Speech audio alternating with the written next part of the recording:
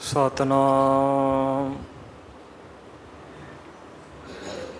श्री वाहिगुरु साहिब जी।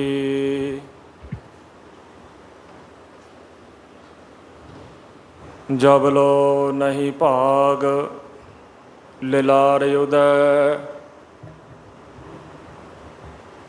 तब लो भ्रमते फिरते बहुतायो। कल घोर समुद्र में बूढ़त थे, कबहू मिट है नहीं रे पछतायो। तत् विचार यह मथुरा, जग तारन को अवतार बनायो। जप्यो जिन अर्जन देव गुरु,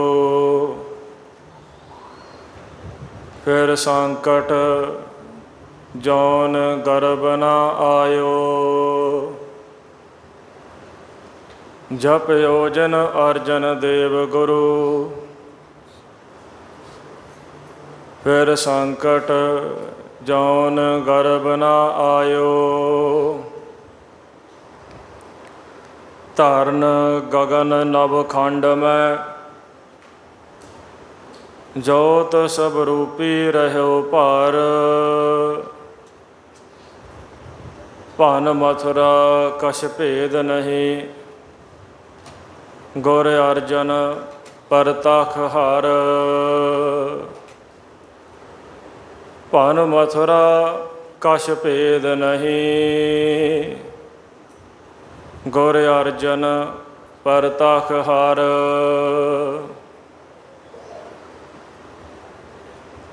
साहिब इकबाल, साहिब कमाल, साहिब बरकत, मुर्शद कामल,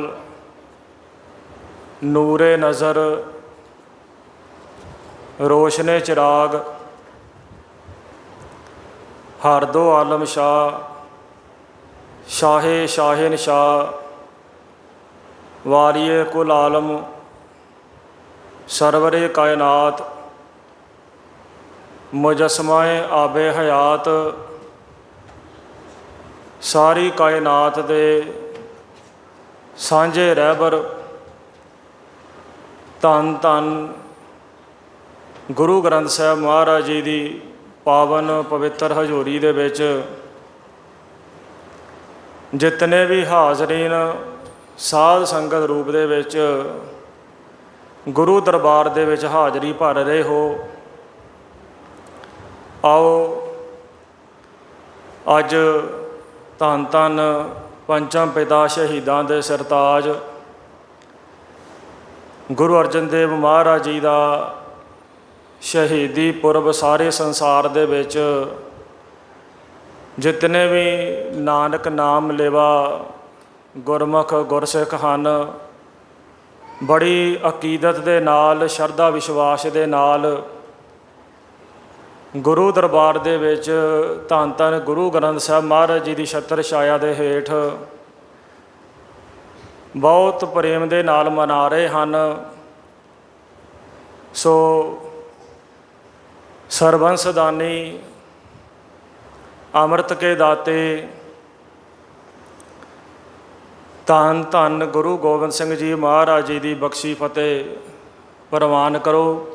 आखो जी वाहिगुरु जी का खालसा, वाहिगुरु जी की फतेह। साध संगत जी, शहीद शब्द अरबी भाषा का शब्द है। हिंदुस्तान के साहित्य दे विच, पूरब के साहित्य दे विच किते भी ये शहीद शब्द दर्ज नहीं है।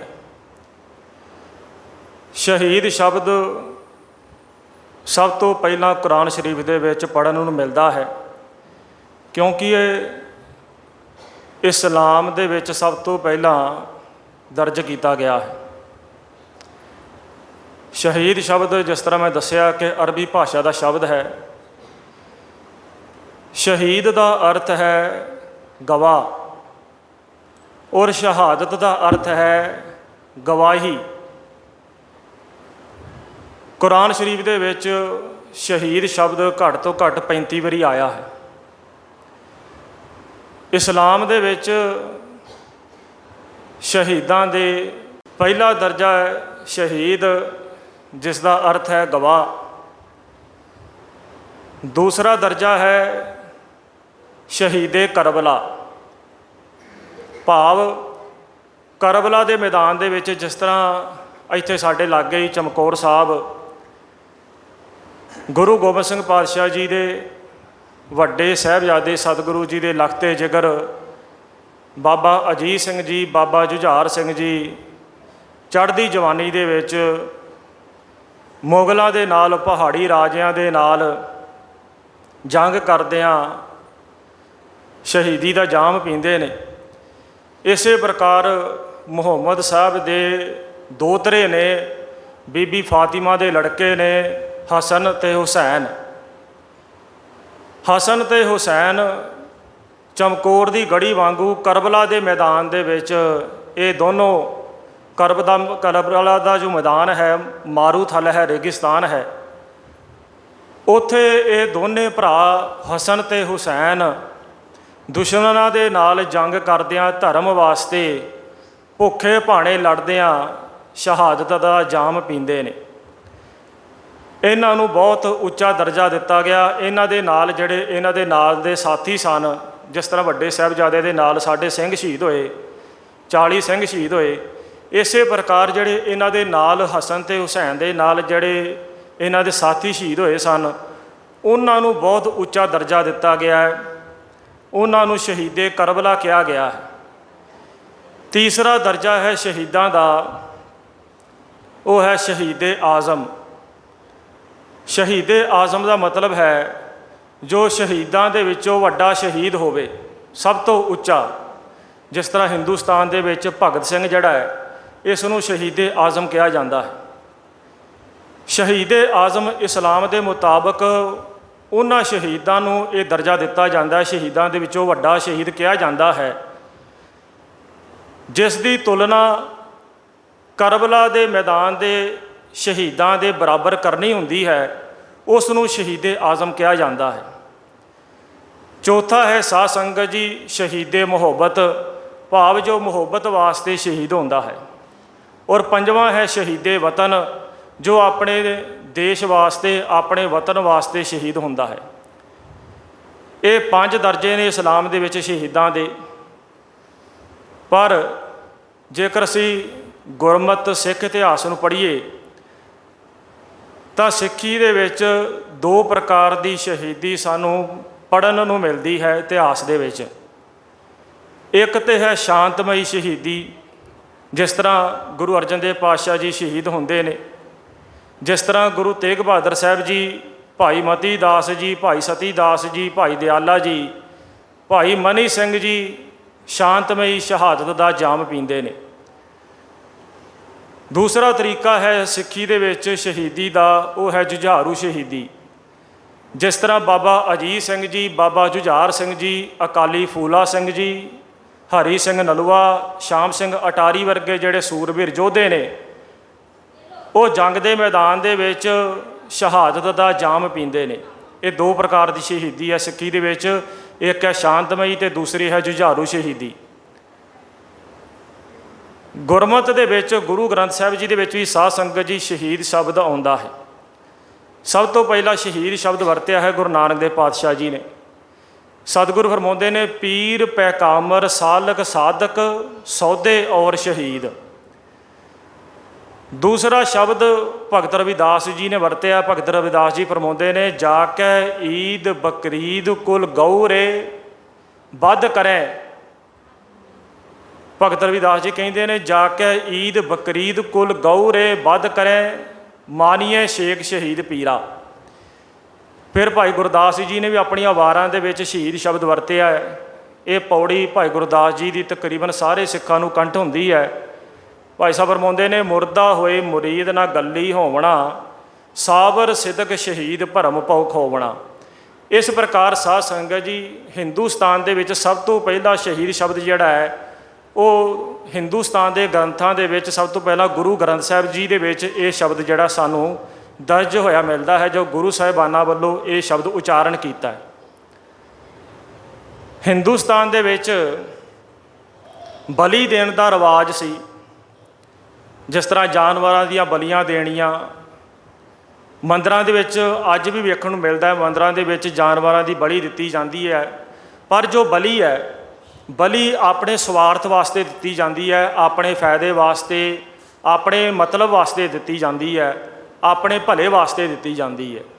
इत्थों तक कि बच्चियां दी भी कई थां बली दित्ती जाती है। आप टीवी दे विच कई बारी जदों कोई क्राइम बारे असीं सुणदे आ जां कोई क्राइम बारे असीं कोई वीडियो वेखदे आ, तो बच्चियां दी भी विचारियां दी बली दित्ती जाती है। सतगुरु गुरु ग्रंथ साहिब जी दे विच फरमाउंदे ने कि मन कामना तीर्थ जाए बसियो, सिर करवत धराए, मन की मैल ना उतरै ए विद जे लख जतन कराए।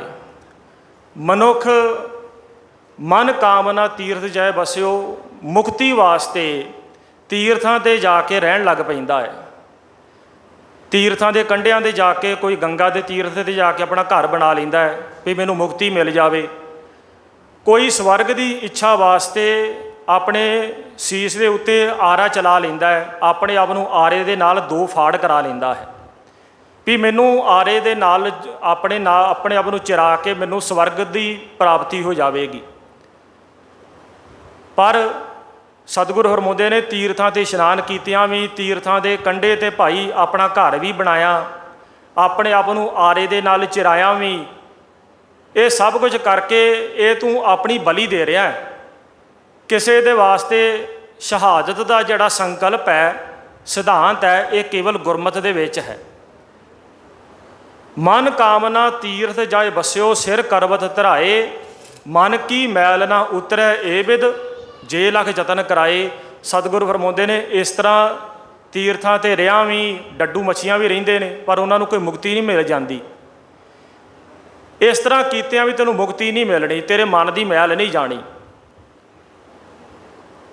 गुरु नानक देव पातशाह जी का 1469 दे विच ननकाणा साहिब की पावन धरती ते माता त्रिपता जी की कुख तो पिता मेहता कालू जी के गृह विखे प्रकाश होया। साध संगत जी, असी विचारना है कि गुरु अर्जन देव पातशाह जी की शहादत क्यों हुई है। असी उन्हां कारणों नूं घोखना है। वो कारण सानूं पता होना चाहिए कि गुरु अर्जन देव जी की शहादत किस कारण हुई है, किन्ना हालातां दे विच हुई है। गुरु नानक देव पातशाह जी का जदों आगमन होया 1469 दे विच, उस समय हिंदुस्तान की धरती के उत्ते धर्म की गल करने वाले 3 बंदे सन। गुरु नानक देव पातशाह जी ने उन्होंने 3 बंदियां का अपनी गुरबाणी के विच जिक्र भी किया है। सतगुरु फरमाउंदे ने, सब तो पहला सी काजी। कादी होए रिश्वती, वड्डी लैके हक गवाए। पर यह जिहड़ा काजी सी, कादी कूड़ बोल मल खाए। काजी जिहड़ा सी झूठ बोलन लग पिया, झूठ की मैल खाण लग पिया। मुसलमानों के समय जदों मुसलमानों का राज सी हिंदुस्तान दे विच, उस समय जिस तरह अजकल असीं वेखदे हाई कोर्ट दे विच, सुप्रीम कोर्ट दे विच जिहड़े जज ने वो फैसला करते हैं, वो न्याय करते हैं। उस समय दे विच जदों गुरु नानक देव पातशाह जी का आगमन होंदा है, उस समय खलीफे जिहड़े सन, मुसलमान धर्म दे विच खलीफे होंदे ने। जिहड़े खलीफे ने वो लोगों के फैसले कराया करते सी। पर हौली हौली जदों उन्हां दे उत्ते ज़्यादा बोझ पैण लग पिया, तो फिर उन्हां दी मदद वास्ते काजी भी जिहड़े ने उन्हां दी सहायता करन लग पे, तो लोगों के फैसले करन लग पे। पर जिहड़े काजी सन, ये रिश्वत लैके न्याय करन लग पे। तो जदों असीं वड्डी लैके रिश्वत लैके न्याय करांगे साध संगत जी, फिर मनुख न्याय नहीं करता, फिर बेइनसाफी करता है। सतगुरु फरमाउंदे ने, धर्म की गल करने वाले 3 बंदे सी। सब तो पहला सी काजी। पर काजी जिहड़ा सी ये करप्ट हो गया सी, रिश्वत खोर हो गया सी। ਕਾਦੀ ਹੋਏ ਰਿਸ਼ਵਤੀ ਵੱਡੀ ਲੈ ਕੇ ਹੱਕ ਗਵਾਏ। ਤੇ ਫਿਰ ਜਿਹੜਾ ਦੂਸਰਾ ਹੈ, ਦੂਸਰਾ ਕੌਣ ਹੈ? ਬ੍ਰਾਹਮਣ। ਬ੍ਰਾਹਮਣ ਜਿਹੜਾ ਹੈ ਇਹ ਇੱਕ ਪਾਸੇ ਦੇ ਤੀਰਥਾਂ 'ਤੇ ਇਸ਼ਨਾਨ ਕਰਦਾ ਹੈ, ਆਪਣੇ ਮੱਥੇ ਦੇ ਉੱਤੇ ਤਿਲਕ ਲਾਉਂਦਾ ਹੈ, ਜੰਝੂ ਪਹਿਨਦਾ ਹੈ, ਪਰ ਦੂਸਰੇ ਪਾਸੇ ਇਹ ਲੋਕਾਂ ਦਾ ਲਹੂ ਪੀਂਦਾ ਹੈ, ਇਹ ਲੋਕਾਂ ਦੇ ਵਿੱਚ ਵੰਡੀਆਂ ਪਾਉਂਦਾ ਹੈ, ਸ਼ੂਦਰ ਸ਼ੂਦਰ ਕਹਿ ਕੇ ਨੀਵਿਆਂ ਨੂੰ ਦੁਰਕਾਰਦਾ ਹੈ। ਸਤਿਗੁਰ ਕਹਿੰਦੇ ਨੇ ਕਿ ਭਾਈ ਕਾਦੀ ਕੂੜ ਬੋਲ ਮਲ ਖਾਏ, ਬ੍ਰਾਹਮਣ ਨਹਾਵੇ ਜੀਆ ਘਾਏ। ਸ਼ੂਦਰਾਂ ਦੀ ਸਾਧ ਸੰਗਤ ਜੀ ਇਸ ਦੇਸ਼ ਦੇ ਵਿੱਚ ਬਹੁਤ ਮਾੜੀ ਹਾਲਤ ਸੀ, ਜਿਨ੍ਹਾਂ ਨੂੰ ਨੀਵਾਂ ਸਮਝਿਆ ਜਾਂਦਾ ਸੀ, ਕਿਉਂਕਿ ਮਨੂ ਜਿਹੜਾ ਮਨੂ ਸਿਮਰਤੀ ਦੇ ਵਿੱਚ ਹਿੰਦੂ ਧਰਮ ਨੂੰ 4 ਹਿੱਸਿਆਂ ਦੇ ਵਿੱਚ ਵੰਡਿਆ ਗਿਆ, 4 ਵਰਨਾਂ ਦੇ ਵਿੱਚ ਵੰਡਿਆ ਗਿਆ। ਪਹਿਲਾ ਵਰਨ ਕਿਹੜਾ ਸੀ? ਬ੍ਰਾਹਮਣ। ਬ੍ਰਾਹਮਣ ਨੇ ਆਪਣੇ ਆਪ ਨੂੰ ਸਭ ਤੋਂ ਉੱਪਰ ਰੱਖਿਆ ਕਿ ਮੈਂ ਸਭ ਤੋਂ ਉੱਪਰ ਹਾਂ। ਦੂਸਰੇ ਨੰਬਰ 'ਤੇ ਖੱਤਰੀ, ਅਤੇ ਤੀਸਰੇ ਨੰਬਰ 'ਤੇ ਵੈਸ਼, ਅਤੇ ਅਖੀਰ ਦੇ ਵਿੱਚ ਸ਼ੂਦਰ। ਸ਼ੂਦਰਾਂ ਨੂੰ ਤਾਂ ਬੰਦਾ ਹੀ ਨਹੀਂ ਸੀ ਸਮਝਿਆ ਜਾਂਦਾ। ਪਿੰਡ ਦੇ ਕਿਸੇ ਖੂਹ ਤੋਂ ਕੋਈ ਕੁੱਤਾ ਪਾਣੀ ਪੀ ਸਕਦਾ ਸੀ, ਪਰ ਸਾਧ ਸੰਗਤ ਜੀ ਸ਼ੂਦਰ ਨੂੰ ਪਾਣੀ ਪੀਣ ਦੀ ਖੂਹ ਤੋਂ ਆਗਿਆ ਨਹੀਂ ਸੀ। ਜੇਕਰ ਕਿਸੇ ਸ਼ੂਦਰ ਦੇ ਕੰਨ ਦੇ ਵਿੱਚ ਮੰਦਰ ਦਾ ਸਿਮਰਤੀਆਂ ਸ਼ਾਸਤਰਾਂ ਦਾ ਕੋਈ ਪਾਠ ਵੀ ਪੈ ਜਾਂਦਾ ਸੀ ਤੇ ਉਸ ਦੇ ਕੰਨ ਦੇ ਵਿੱਚ ਸਿੱਕਾ ਘੋਲ ਕੇ ਪਾ ਦਿੱਤਾ ਜਾਂਦਾ ਸੀ, ਉਸ ਦੇ ਕੰਨ ਦੇ ਪਰਦੇ ਪਾੜ ਦਿੱਤੇ ਜਾਂਦੇ ਸਨ। ਮੰਦਰ ਦੇ ਵਿੱਚ ਵੀ ਸ਼ੂਦਰਾਂ ਨੂੰ ਨੀਵੀਂ ਜਾਤ ਵਾਲਿਆਂ ਨੂੰ ਜਾਣ ਦਾ ਕੋਈ ਹੱਕ ਨਹੀਂ ਸੀ। ਤੇ ਜੇਕਰ ਕਿਸੇ ਸ਼ੂਦਰ ਨੇ ਪਿੰਡ ਦੇ ਵਿੱਚੋਂ ਉੱਚੀ ਜਾਤ ਵਾਲਿਆਂ ਦੇ ਮਹੱਲੇ ਦੇ ਵਿੱਚੋਂ ਲੰਘਣਾ ਹੁੰਦਾ ਸੀ ਤਾਂ ਬ੍ਰਾਹਮਣ ਨੇ ਇਹ ਅਸੂਲ ਬਣਾਇਆ ਸੀ ਕਿ ਸ਼ੂਦਰ ਆਪਣੇ ਪੈਰਾਂ ਦੇ ਵਿੱਚ ਟੱਲੀਆਂ ਬੰਨ੍ਹੇ, ਅਤੇ ਟੱਲੀਆਂ ਬੰਨ੍ਹ ਕੇ ਜਦੋਂ ਉਹ ਲੰਘ ਰਿਹਾ ਹੋਵੇ ਉੱਚੀ ਜਾਤ ਦੇ ਮਹੱਲੇ ਦੇ ਵਿੱਚੋਂ, ਅਤੇ ਉੱਚੀ ਜਾਤ ਵਾਲਿਆਂ ਨੂੰ ਪਤਾ ਲੱਗ ਜਾਵੇ ਕਿ ਟੱਲੀਆਂ ਵੱਜ ਰਹੀਆਂ ਨੇ, ਦੂਸਰੇ ਪਾਸੇ ਸ਼ੂਦਰ ਆ ਰਿਹਾ।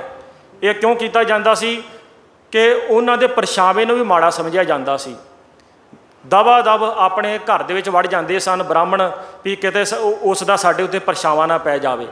ਭਗਤ ਨਾਮਦੇਵ ਜੀ ਨੇ ਵੀ ਲਿਖਿਆ ਗੁਰਬਾਣੀ ਦੇ ਵਿੱਚ, ਭਗਤ ਸਾਹਿਬ ਕਹਿੰਦੇ ਨੇ, ਇਹ ਪੰਡਿਆ ਮੋਹ ਕੋ ਢੇਡ ਕਹਿਤ ਹੈ, ਸ਼ੂਦ ਸ਼ੂਦ ਕਰ ਮਾਰ ਉਠਾਇਓ, ਕਿ ਹੇ ਅਕਾਲ ਪੁਰਖ ਇਹ ਪੰਡਤ ਮੈਨੂੰ ਸ਼ੂਦਰ ਸ਼ੂਦਰ ਕਹਿ ਕੇ ਮੰਦਰ ਦੇ ਵਿੱਚੋਂ ਕੁੱਟ ਕੇ ਭਜਾ ਦਿੰਦੇ ਨੇ, ਮੈਨੂੰ ਤੇਰੀ ਪੂਜਾ ਵੀ ਨਹੀਂ ਕਰਨ ਦਿੰਦੇ। ਗੁਰੂ ਨਾਨਕ ਸਾਹਿਬ ਜੀ ਕਹਿੰਦੇ ਨੇ ਕਿ ਕਾਜੀ ਜਿਹੜਾ ਰਿਸ਼ਵਤਖੋਰ ਹੋ ਗਿਆ ਹੈ, ਉਹ ਰਿਸ਼ਵਤ ਲੈ ਕੇ ਵੱਡੀ ਲੈ ਕੇ ਨਿਆਂ ਕਰਦਾ ਹੈ, ਝੂਠ ਦੀ ਮੈਲ ਖਾ ਰਿਹਾ ਹੈ, ਅਤੇ ਬ੍ਰਾਹਮਣ ਜਿਹੜਾ ਹੈ ਉਹ ਗਰੀਬਾਂ ਦਾ ਲਹੂ ਪੀ ਰਿਹਾ ਹੈ, ਜੀਵਾਂ ਦਾ ਘਾਤ ਕਰ ਰਿਹਾ ਹੈ, ਇੱਕ ਪਾਸੇ ਤੀਰਥਾਂ 'ਤੇ ਇਸ਼ਨਾਨ ਕਰ ਰਿਹਾ ਹੈ। ਅਤੇ ਤੀਸਰੇ ਕਿਹੜੇ ਸਨ? ਤੀਸਰੇ ਸਨ ਜੋਗੀ। ਜੋਗੀਆਂ ਨੂੰ ਥੋੜ੍ਹੀ ਬਹੁਤੀ ਧਰਮ ਦੀ ਸੂਝ ਆਈ ਸੀ, ਥੋੜ੍ਹੀ ਬਹੁਤੀ ਸਮਝ ਆਈ ਸੀ, ਪਰ ਜੋਗੀ ਜਿਹੜੇ ਨੇ ਲੋਕਾਂ ਨੂੰ ਧਰਮ ਦਾ ਰਸਤਾ ਦੱਸਣ ਦੀ ਬਜਾਏ ਸਾਧ ਸੰਗਤ ਜੀ ਪਹਾੜਾਂ ਦੇ ਉੱਤੇ ਜਾ ਕੇ ਚੜ੍ਹ ਗਏ, ਸੁਮੇਰ ਪਰਬਤ 'ਤੇ ਜਾ ਕੇ ਬੈਠ ਗਏ, ਅਤੇ ਉੱਥੇ ਜਾ ਕੇ ਗੁਫਾਵਾਂ ਦੇ ਵਿੱਚ ਉਹਨਾਂ ਨੇ ਸਮਾਧੀਆਂ ਲਾ ਲਈਆਂ। ਸਤਿਗੁਰ ਫਰਮਾ ਰਹੇ ਨੇ, ਕਾਦੀ ਕੂੜ ਬੋਲ ਮਲ ਖਾਏ, ਬ੍ਰਾਹਮਣ ਨਹਾਵੇ ਜੀਆਂ ਘਾਏ, ਜੋਗੀ ਜੁਗਤ ਨਾ ਜਾਣੇ ਅੰਧ, ਤੀਨੇ ਉਜਾੜੇ ਕਾ ਬੰਦ। ਜੋਗੀਆਂ ਨੂੰ ਵੀ ਜੀਵਨ ਜੁਗਤ ਦੀ ਸਮਝ ਨਹੀਂ ਆਈ, ਭਾਵੇਂ ਉਹਨਾਂ ਨੂੰ ਥੋੜ੍ਹੀ ਬਹੁਤੀ ਸਮਝ ਆ ਗਈ ਸੀ ਧਰਮ ਦੀ, ਪਰ ਲੋਕਾਂ ਨੂੰ ਸਮਝਾਉਣਾ ਚਾਹੀਦਾ ਸੀ। ਮਾਂ ਪਿਓ ਬੱਚੇ ਨੂੰ ਪਾਲਦੇ ਨੇ ਵੀ ਬੱਚਾ ਵੱਡਾ ਹੋਵੇਗਾ ਅਤੇ ਸਾਡੀ ਸੇਵਾ ਕਰੇਗਾ, ਬੁਢੇਪੇ ਦੇ ਵਿੱਚ ਸਾਡਾ ਸਹਾਰਾ ਬਣੇਗਾ, ਪਰ ਬੱਚਾ ਪੜ੍ਹ ਲਿਖ ਕੇ ਵੱਡਾ ਹੋ ਕੇ ਮਾਂ ਪਿਓ ਨੂੰ ਛੱਡ ਜਾਵੇ ਅਤੇ ਸਾਧ ਸੰਗਤ ਜੀ ਉਸ ਬੱਚੇ ਨੂੰ ਫਿਰ ਲਾਇਕ ਬੱਚਾ ਨਹੀਂ ਸਮਝਿਆ ਜਾਂਦਾ, ਉਸ ਨੂੰ ਸਿਆਣਾ ਨਹੀਂ ਸਮਝਿਆ ਜਾਂਦਾ। ਇਸੇ ਪ੍ਰਕਾਰ ਜੋਗੀਆਂ ਦਾ ਫਰਜ਼ ਬਣਦਾ ਸੀ ਕਿ ਉਹ ਲੋਕਾਂ ਦਾ ਭਲਾ ਕਰਦੇ, ਲੋਕਾਂ ਨੂੰ ਸਿੱਧੇ ਰਾਹ ਪਾਉਂਦੇ, ਭਟਕੇ ਹੋਏ ਲੋਕਾਂ ਨੂੰ ਧਰਮ ਦਾ ਰਸਤਾ ਦੱਸਦੇ। ਪਰ ਜੋਗੀ ਜੁਗਤ ਨਾ ਜਾਣੇ ਅੰਧ, ਤੀਨੇ ਉਜਾੜੇ ਕਾ ਬੰਦ। ਗੁਰੂ ਸਾਹਿਬ ਜੀ ਕਹਿੰਦੇ ਨੇ, ਗੁਰੂ ਨਾਨਕ ਸਾਹਿਬ ਜੀ, ਕਿ ਇਹਨਾਂ ਤਿੰਨਾਂ ਨੇ, ਕਾਜ਼ੀਆਂ ਨੇ, ਬ੍ਰਾਹਮਣਾਂ ਨੇ ਅਤੇ ਜੋਗੀਆਂ ਨੇ ਧਰਮ ਦਾ ਉਜਾੜਾ ਹੀ ਕੀਤਾ ਹੈ, ਧਰਮ ਦਾ ਭਲਾ ਨਹੀਂ ਕੀਤਾ। ਫਿਰ ਭਾਈ ਗੁਰਦਾਸ ਜੀ ਕਹਿੰਦੇ ਨੇ ਕਿ ਕਾਦੀ ਹੋਏ ਰਿਸ਼ਵਤੀ ਵੱਡੀ ਲੈ ਕੇ ਹੱਕ ਗਵਾਈ। ਭਾਈ ਸਾਹਿਬ ਕਹਿੰਦੇ ਨੇ ਕਿ ਕਾਜੀ ਰਿਸ਼ਵਤੀ ਹੋ ਗਏ, ਰਿਸ਼ਵਤਖੋਰ ਹੋ ਗਏ, ਵੱਡੀ ਲੈ ਕੇ ਇਹ ਹੱਕ ਅਤੇ ਨਿਆਂ ਦੀ ਗੱਲ ਕਰਦੇ ਸੀ, ਪਰ ਹੱਕ ਨਿਆਂ ਜਿਹੜੇ ਨੇ ਉਹ ਕਿਤੇ ਰਹਿ ਨਹੀਂ ਸੀ ਗਏ, ਖੰਭ ਲਾ ਕੇ ਉੱਡ ਗਏ ਸਨ। ਸਾਧ ਸੰਗਤ ਜੀ, ਗੁਰੂ ਨਾਨਕ ਦੇ ਪਾਤਸ਼ਾਹ ਜੀ, ਗੁਰੂ ਅੰਗਦ ਦੇਵ ਜੀ, ਗੁਰੂ ਅਮਰਦਾਸ, ਗੁਰੂ ਰਾਮਦਾਸ ਮਹਾਰਾਜ ਜੀ ਨੇ ਜਾਤ ਪਾਤ ਦੇ ਉੱਤੇ ਬਹੁਤ ਭਾਰੀ ਸੱਟ ਮਾਰੀ ਹੈ। ਇਹ ਸਭ ਕਾਰਨ ਨੇ ਗੁਰੂ ਅਰਜਨ ਦੇਵ ਪਾਤਸ਼ਾਹ ਜੀ ਦੀ ਸ਼ਹਾਦਤ ਦੇ, कि गुरु अर्जन देव पातशाह जी शहीद क्यों होए ने। केवल जहांगीर नूं असीं गुरु अर्जन देव पातशाह जी की शहादत का जिम्मेवार समझते हाँ, पर केवल जहांगीर गुरु अर्जन देव पातशाह जी नूं शहीद नहीं सी करना चाहुंदा। उस दे पिछे होर भी बड़े सारे कारण सन, और उन्हां कारणों दे विचों एक सब तो वड्डा कारण सी ब्राह्मणवाद। ये जो ब्राह्मणवाद है साध संगत जी, ये गुरु नानक देव जी तो लैके जदों गुरु नानक साहब जी नूं उन्हां दे पिता महता कालू जी जंजू की रस्म अदा करन लग्गियां पंडित हरदयाल नूं घरे सद्दिया। पंडित हरदयाल घरे आया तो पिता महता कालू जी ने पंडित नूं गुरु नानक साहब जी नूं जंजू पहनाउण वास्ते कहा, पर गुरु नानक साहब जी ने पंडित हरदयाल का हाथ फड़ लिया। सतगुरु कहते मैं तेरा जंजू नहीं पहनना। पंडित हरदयाल कहन लगा कि ये तुसीं कैसियां गल्लां करदे जे, तुहाडे बजुर्गां ने, तुहाडे पिता, तुहाडे दादे परदादे सारे जंजू पहनदे आए ने, ते तुसीं जंजू धारण क्यों नहीं करना। तो गुरु नानक साहब जी फरमाउंदे ने कि तेरा जंजू नहीं पहनना, मैं भी जंजू पहनिया होया पर मैं तेरा जंजू नहीं पहनना। पंडित हरदयाल कहन लगा कि किहड़ा जंजू पहनिया तुसीं मैनूं भी विखाओ। तो सतगुरु कहंदे ने कि दया कपा, मैं वो जंजू पहनिया है जिस दी कपा दया दी है, क्योंकि दया तो ही साध संगत जी धर्म पैदा होंदा है। असीं जपजी साहब का पाठ करते हैं ना, सतगुरु फरमाउंदे ने धोल धर्म दया का पूत, भाव साडे हिरदे दे विच पहलां दया आएगी फिर ही धर्म पैदा होवेगा। तो माँ तो बगैर बच्चे का जन्म नहीं होंदा। इस प्रकार धर्म की माँ कौन है? दया। जेकर साडे हिरदे दे विच किसी के प्रति दया नहीं है तो साध संगत जी फिर धर्म नहीं साडे अंदर पनप सकदा। सतगुरु कहंदे मैं जंजू पहनिया होया है जिस दी कपा दया दी है। दया कपा संतोख सूत, ते जिस दा सूत जिहड़ा संतोख दा है, भाव साडा हिरदा सबर संतोख वाला होना चाहिए है। दया कपा संतोख सूत जत गंडी सत वट, ते उच्चे आचरण का जिसनों वटना चढ़िया होवे, साडा आचरण भी उच्चा होवे। ये जनेऊ जी का है तो पाडे घत, हे पंडित जेकर तेरे कोल इहो जिहा जंजू है तो मैनू पहना दे, मैं खुशी खुशी पा लवांगा, पर यह जिहड़ा तेरा धागा तेरा जंजू जिहड़ा है ये नहीं मैं पहनना। ये जनेऊ जी का है तो पाडे घत, ना ये टुटे ना मल लागे ना ये जले न जाए। सतगुर कहंदे कि जिहड़ा जंजू मैं पहनिया ना, दया कपा जिस दी कपा दया दी है, तो जिसका सूत जिहड़ा है संतोख दा है, ये कदी मैला नहीं हुंदा ना ही टुटदा है। तेरा जंजू जिहड़ा ये तो शमशान घाट दे विच सड़ जाएगा, पर जिहड़ा मेरा जंजू है ये तो नाल निभेगा, ये परलोक दे विच प्रभु की दरगाह दे विच भी नाल जाएगा, ये तो मैनू जमा तो बचाएगा। पर तेरा जंजू जिहड़ा है ये तो वर्ण वंड का भेदभाव पैदा करने वाला है। ब्राह्मण का जंजू जिहड़ा साध संगत जी वखरे धागे का है, खत्तरी का जंजू जिहड़ा वखरे धागे का है, वैश्य का जंजू वखरे धागे का है। तो ब्राह्मण ने शूदर नूं जंजू पाउण दा हक ही नहीं दिता, शूदर जंजू नहीं पहन सकता। सतगुर कहंदे ये तेरा पंडित जो जंजू है ना, ये ऊच नीच का भेदभाव पैदा करता है, मैं तेरा जंजू नहीं पहनना। ना ये टुटे ना मल लागे ना ये जले न जाए। हे पंडित मेरा जिहड़ा जंजू है ना, ये शमशान घाट दे विच भी सड़दा नहीं है। ना ये टुटे ना मल लागे ना ये जले न जाए, धन सो मानस नानका जो गल चले पाए। सतगुरु कहते हैं धन ने वो परमात्मा के भगत जिहड़े इहो जिहा जंजू पहनदे ने। धानो नानक मानसा जो गल चले पाए, जिहड़े ये जंजू पहनदे ने वो धन ने। गुरु नानक साहब जी तो पंडित जिहड़े ने ये गुरमत के प्रति गुरसिੱਖੀ के प्रति अपने मन के विच ईरखा ते जहर इन्हां दे मन के विच पनपन लग पिया, तो गुरु घर के प्रति अपने मन के विच इन्हां दे नफरत जिहड़ी आ पनपन लग पई। गुरु नानक साहब जी फरमाउंदे ने नीचा अंदर नीच जात नीची हूँ अत नीच। सतगुरां ने साध संगत जी जात पात के उत्ते जिस तरह मैं पहला बेनती की है कि बड़ी भारी सट मारी, तो ब्राह्मण जिहड़ा ये जात पात के विच बहुत विश्वास रखता सी। सतगुरां ने जात पात नूं नहीं मन्निया, गुरमत के विच जात पात की कोई थां नहीं है। गुरु साहब जी तो कहते हैं कि ਖਸਮ ਵਿਸਾਰੈ ਤੇ ਕਮ ਜਾਤ। ਅਸੀਂ ਪੜ੍ਹਦੇ ਹਾਂ ਨਾ, ਰੋਜ਼ ਰਹਿ ਰਾਸ ਬਾਣੀ ਪੜ੍ਹਦੇ ਹਾਂ।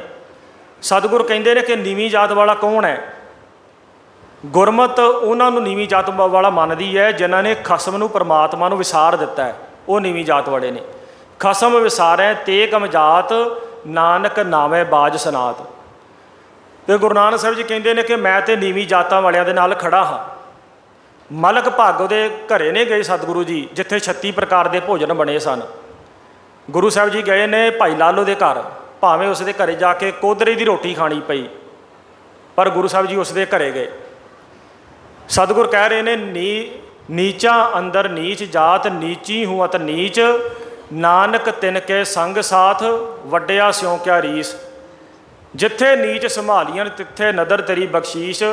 ਗੁਰੂ ਸਾਹਿਬ ਜੀ ਕਹਿੰਦੇ ਨੇ ਕਿ ਜਿਹੜਾ ਕੋਈ ਨੀਵੇਂ ਤੋਂ ਨੀਵਾਂ ਹੋਵੇ, ਔਰ ਨੀਵੇਂ ਤੋਂ ਵੀ ਅਤ ਦਰਜੇ ਦਾ ਕੋਈ ਨੀਵਾਂ ਹੋਵੇ, ਮੈਂ ਜੇਕਰ ਕੋਈ ਨੀਚ ਜਾਤ ਵਾਲਾ ਵੀ ਪਰਮਾਤਮਾ ਦੀ ਭਗਤੀ ਕਰਦਾ ਹੈ ਤਾਂ ਉਸ ਨੂੰ ਉੱਤਮ ਪਦਵੀ ਪ੍ਰਾਪਤ ਹੋ ਜਾਂਦੀ ਹੈ, ਉਸ ਦੀ ਜੈ ਜੈਕਾਰ ਹੋ ਜਾਂਦੀ ਹੈ ਸਾਰੇ ਪਾਸੇ।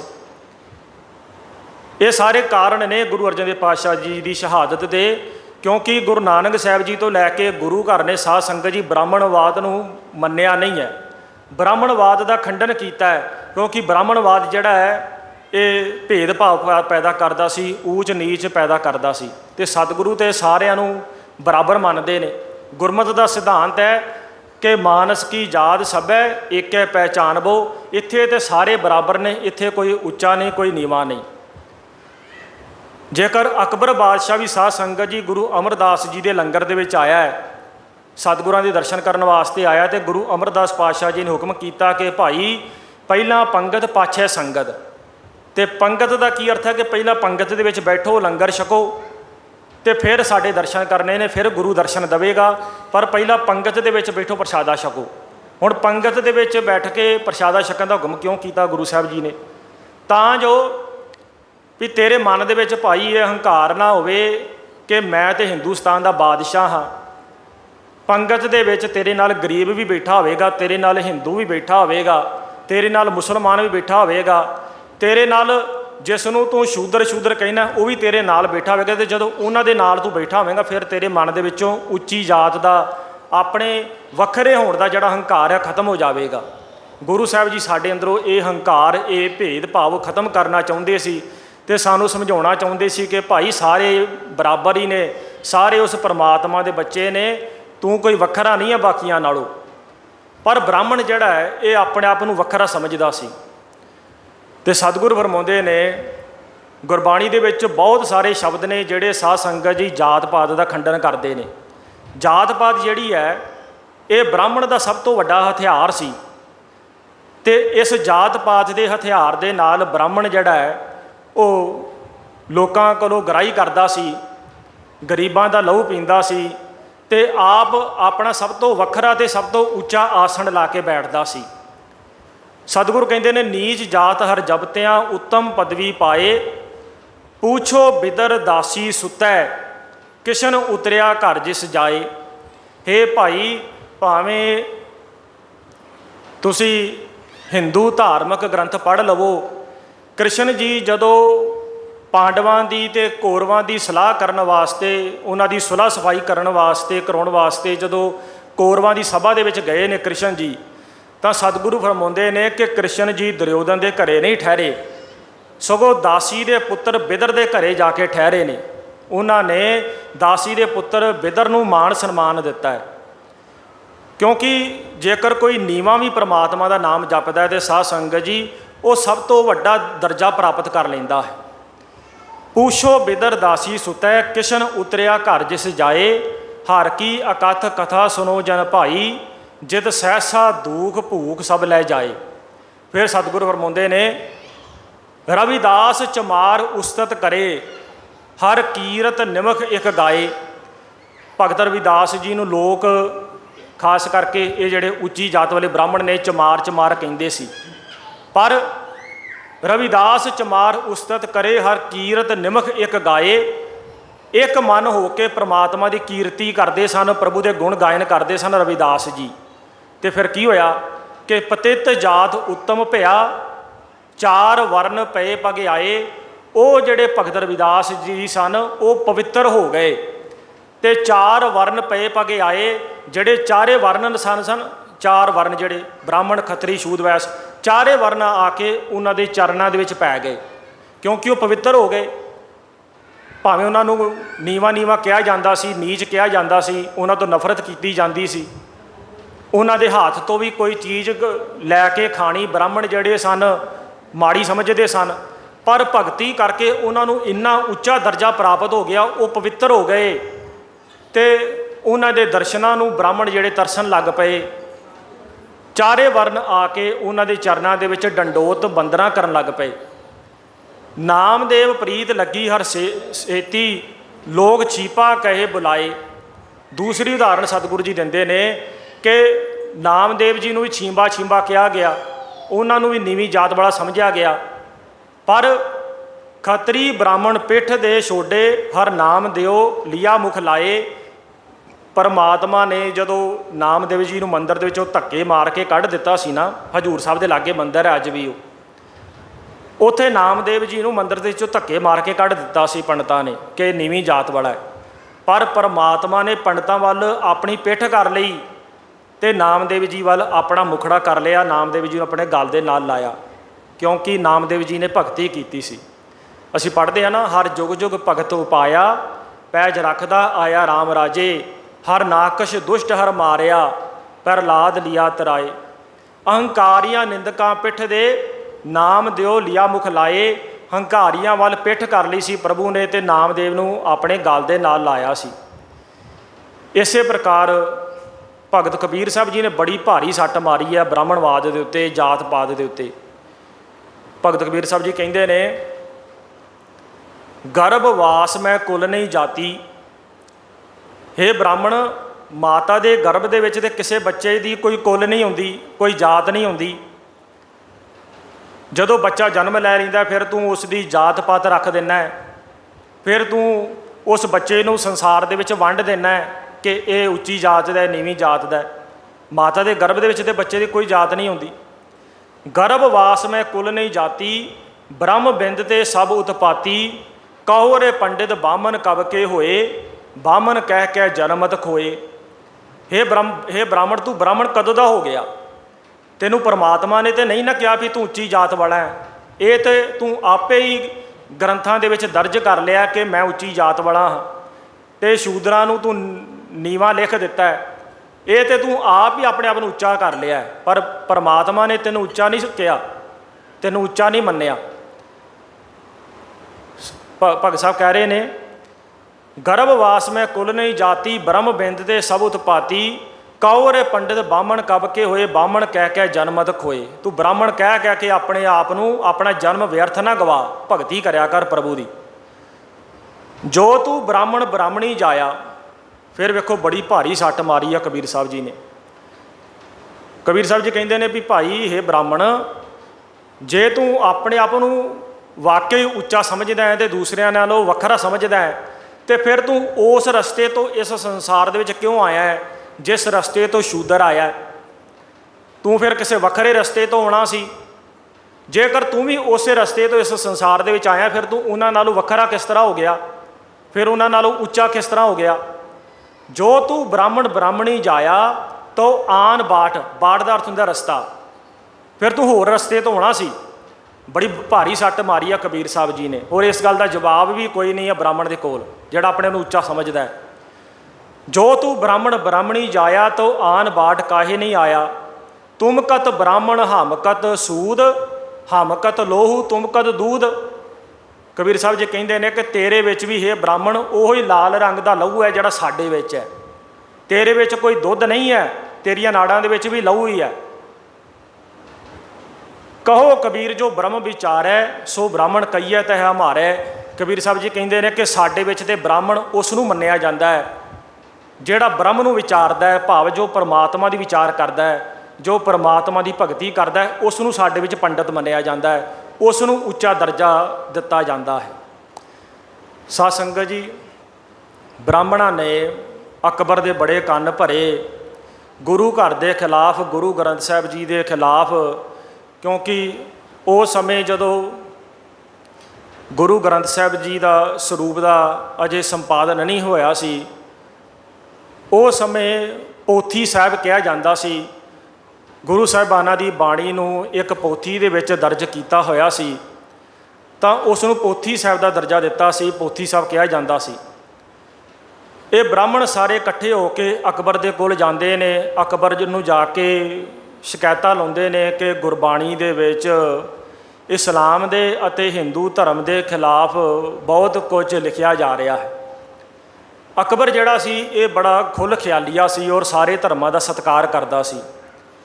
ਬੀਰਬਲ ਜਿਹੜਾ ਹੈ, ਜਿਸ ਦਾ ਅਸਲ ਨਾਮ ਮਹੇਸ਼ ਦਾਸ ਸੀ, ਬੀਰਬਲ ਨੂੰ ਬੜਾ ਸਿਆਣਾ ਅਤੇ ਬੜਾ ਬੁੱਧੀਮਾਨ ਸਮਝਿਆ ਜਾਂਦਾ ਹੈ।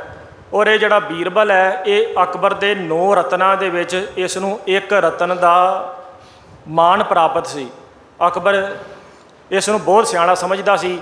ਪਰ ਜਿਹੜਾ ਬੀਰਬਲ ਹੈ ਇਹ ਵੀ ਬੜਾ ਕੱਟੜ ਬ੍ਰਾਹਮਣ ਸੀ ਔਰ ਜਾਤ ਪਾਤ ਦੇ ਵਿੱਚ ਜਾਤ ਪਾਤ ਦੇ ਹੰਕਾਰ ਦੇ ਵਿੱਚ ਅੰਨਾ ਸੀ। ਗੁਰੂ ਘਰ ਦੇ ਪ੍ਰਤੀ ਇਹ ਵੀ ਆਪਣੇ ਮਨ ਦੇ ਵਿੱਚ ਈਰਖਾ ਰੱਖਦਾ ਸੀ, ਨਫ਼ਰਤ ਰੱਖਦਾ ਸੀ।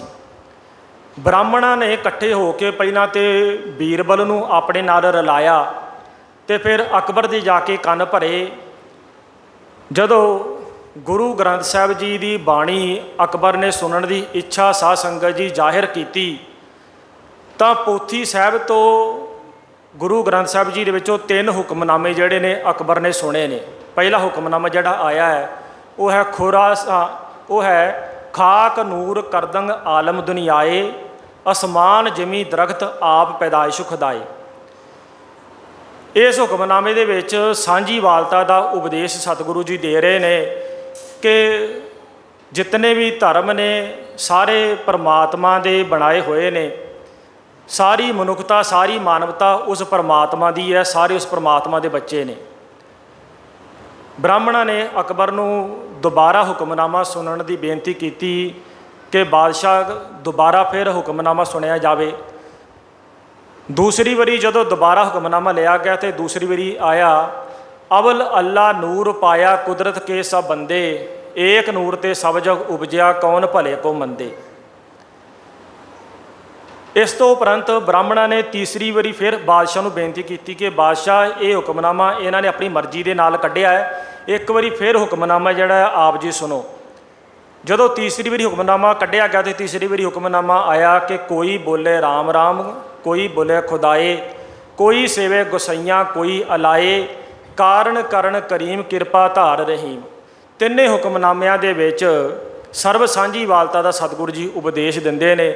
ਜਦੋਂ ਅਕਬਰ ਨੇ ਤਿੰਨੇ ਹੁਕਮਨਾਮੇ ਸੁਣੇ ਤਾਂ ਅਕਬਰ ਨੇ ਸਾਧ ਸੰਗਤ ਜੀ 50 ਸੋਨੇ ਦੀ ਮੋਹਰਾਂ ਜਿਹੜੀਆਂ ਨੇ ਪੋਥੀ ਸਾਹਿਬ ਦੇ ਅੱਗੇ, ਗੁਰੂ ਗ੍ਰੰਥ ਸਾਹਿਬ ਜੀ ਦੇ ਅੱਗੇ ਰੱਖੀਆਂ ਅਤੇ ਸਤਿਗੁਰਾਂ ਨੂੰ ਮੱਥਾ ਟੇਕਿਆ। ਔਰ ਉਸਨੇ ਇਹ ਆਖਿਆ ਕਿ ਇਹ ਗ੍ਰੰਥ ਜਿਹੜਾ ਹੈ ਇਹ ਤਾਂ ਸਾਰਿਆਂ ਨੂੰ ਪ੍ਰੇਮ ਦਾ, ਪਿਆਰ ਦਾ ਉਪਦੇਸ਼ ਦਿੰਦਾ ਹੈ। ਇਸ ਦੇ ਵਿੱਚ ਕੋਈ ਵੀ ਕਿਸੇ ਨੂੰ ਪਾੜਨ ਵਾਲੀ, ਕੋਈ ਕਿਸੇ ਨੂੰ ਭੇਦਭਾਵ ਪੈਦਾ ਕਰਨ ਵਾਲੀ ਕੋਈ ਗੱਲ ਨਹੀਂ ਹੈ।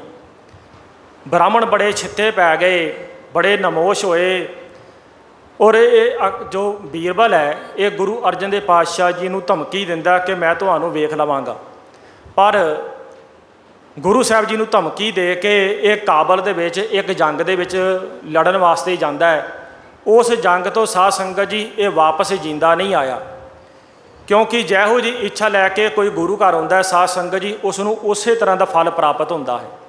ਸਤਿਗੁਰੂ ਫਰਮਾਉਂਦੇ ਨੇ, ਸਤਿਗੁਰ ਦਾਤਾ ਦਿਆਲ ਹੈ ਜਿਸ ਨੂੰ ਦਇਆ ਸਦਾ ਹੋਏ। ਗੁਰੂ ਤਾਂ ਸਾਰਿਆਂ ਦੇ ਉੱਤੇ ਦਇਆ ਕਰਨ ਵਾਲਾ ਹੈ, ਗੁਰੂ ਕਿਸੇ ਨਾਲ ਵੈਰ ਨਹੀਂ ਕਰਦਾ। ਗੁਰੂ ਅਰਜਨ ਦੇਵ ਪਾਤਸ਼ਾਹ ਜੀ ਦੇ ਬਚਨ ਨੇ, ਬਿਸਰ ਗਈ ਸਭ ਤਾਤ ਪਰਾਈ, ਜਬ ਤੇ ਸਾਧ ਸੰਗਤ ਮੋਹਿ ਪਾਈ, ਨਾ ਕੋ ਬੈਰੀ ਨਹੀਂ ਬੇਗਾਨਾ, ਸਗਲ ਸੰਗਮ ਕੋ ਬਣਾਈ।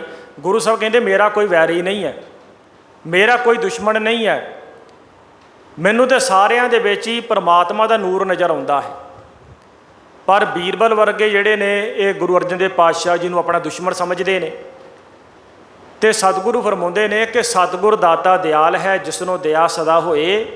ਸਤਿਗੁਰ ਅੰਦਰੋਂ ਨਿਰਵੈਰ ਹੈ, ਗੁਰੂ ਅੰਦਰੋਂ ਨਿਰਵੈਰ ਹੈ, ਗੁਰੂ ਕਿਸੇ ਨਾਲ ਵੈਰ ਨਹੀਂ ਕਰਦਾ, ਕੋਈ ਭਾਵੇਂ ਗੁਰੂ ਨਾਲ ਵੈਰ ਕਰੀ ਜਾਵੇ।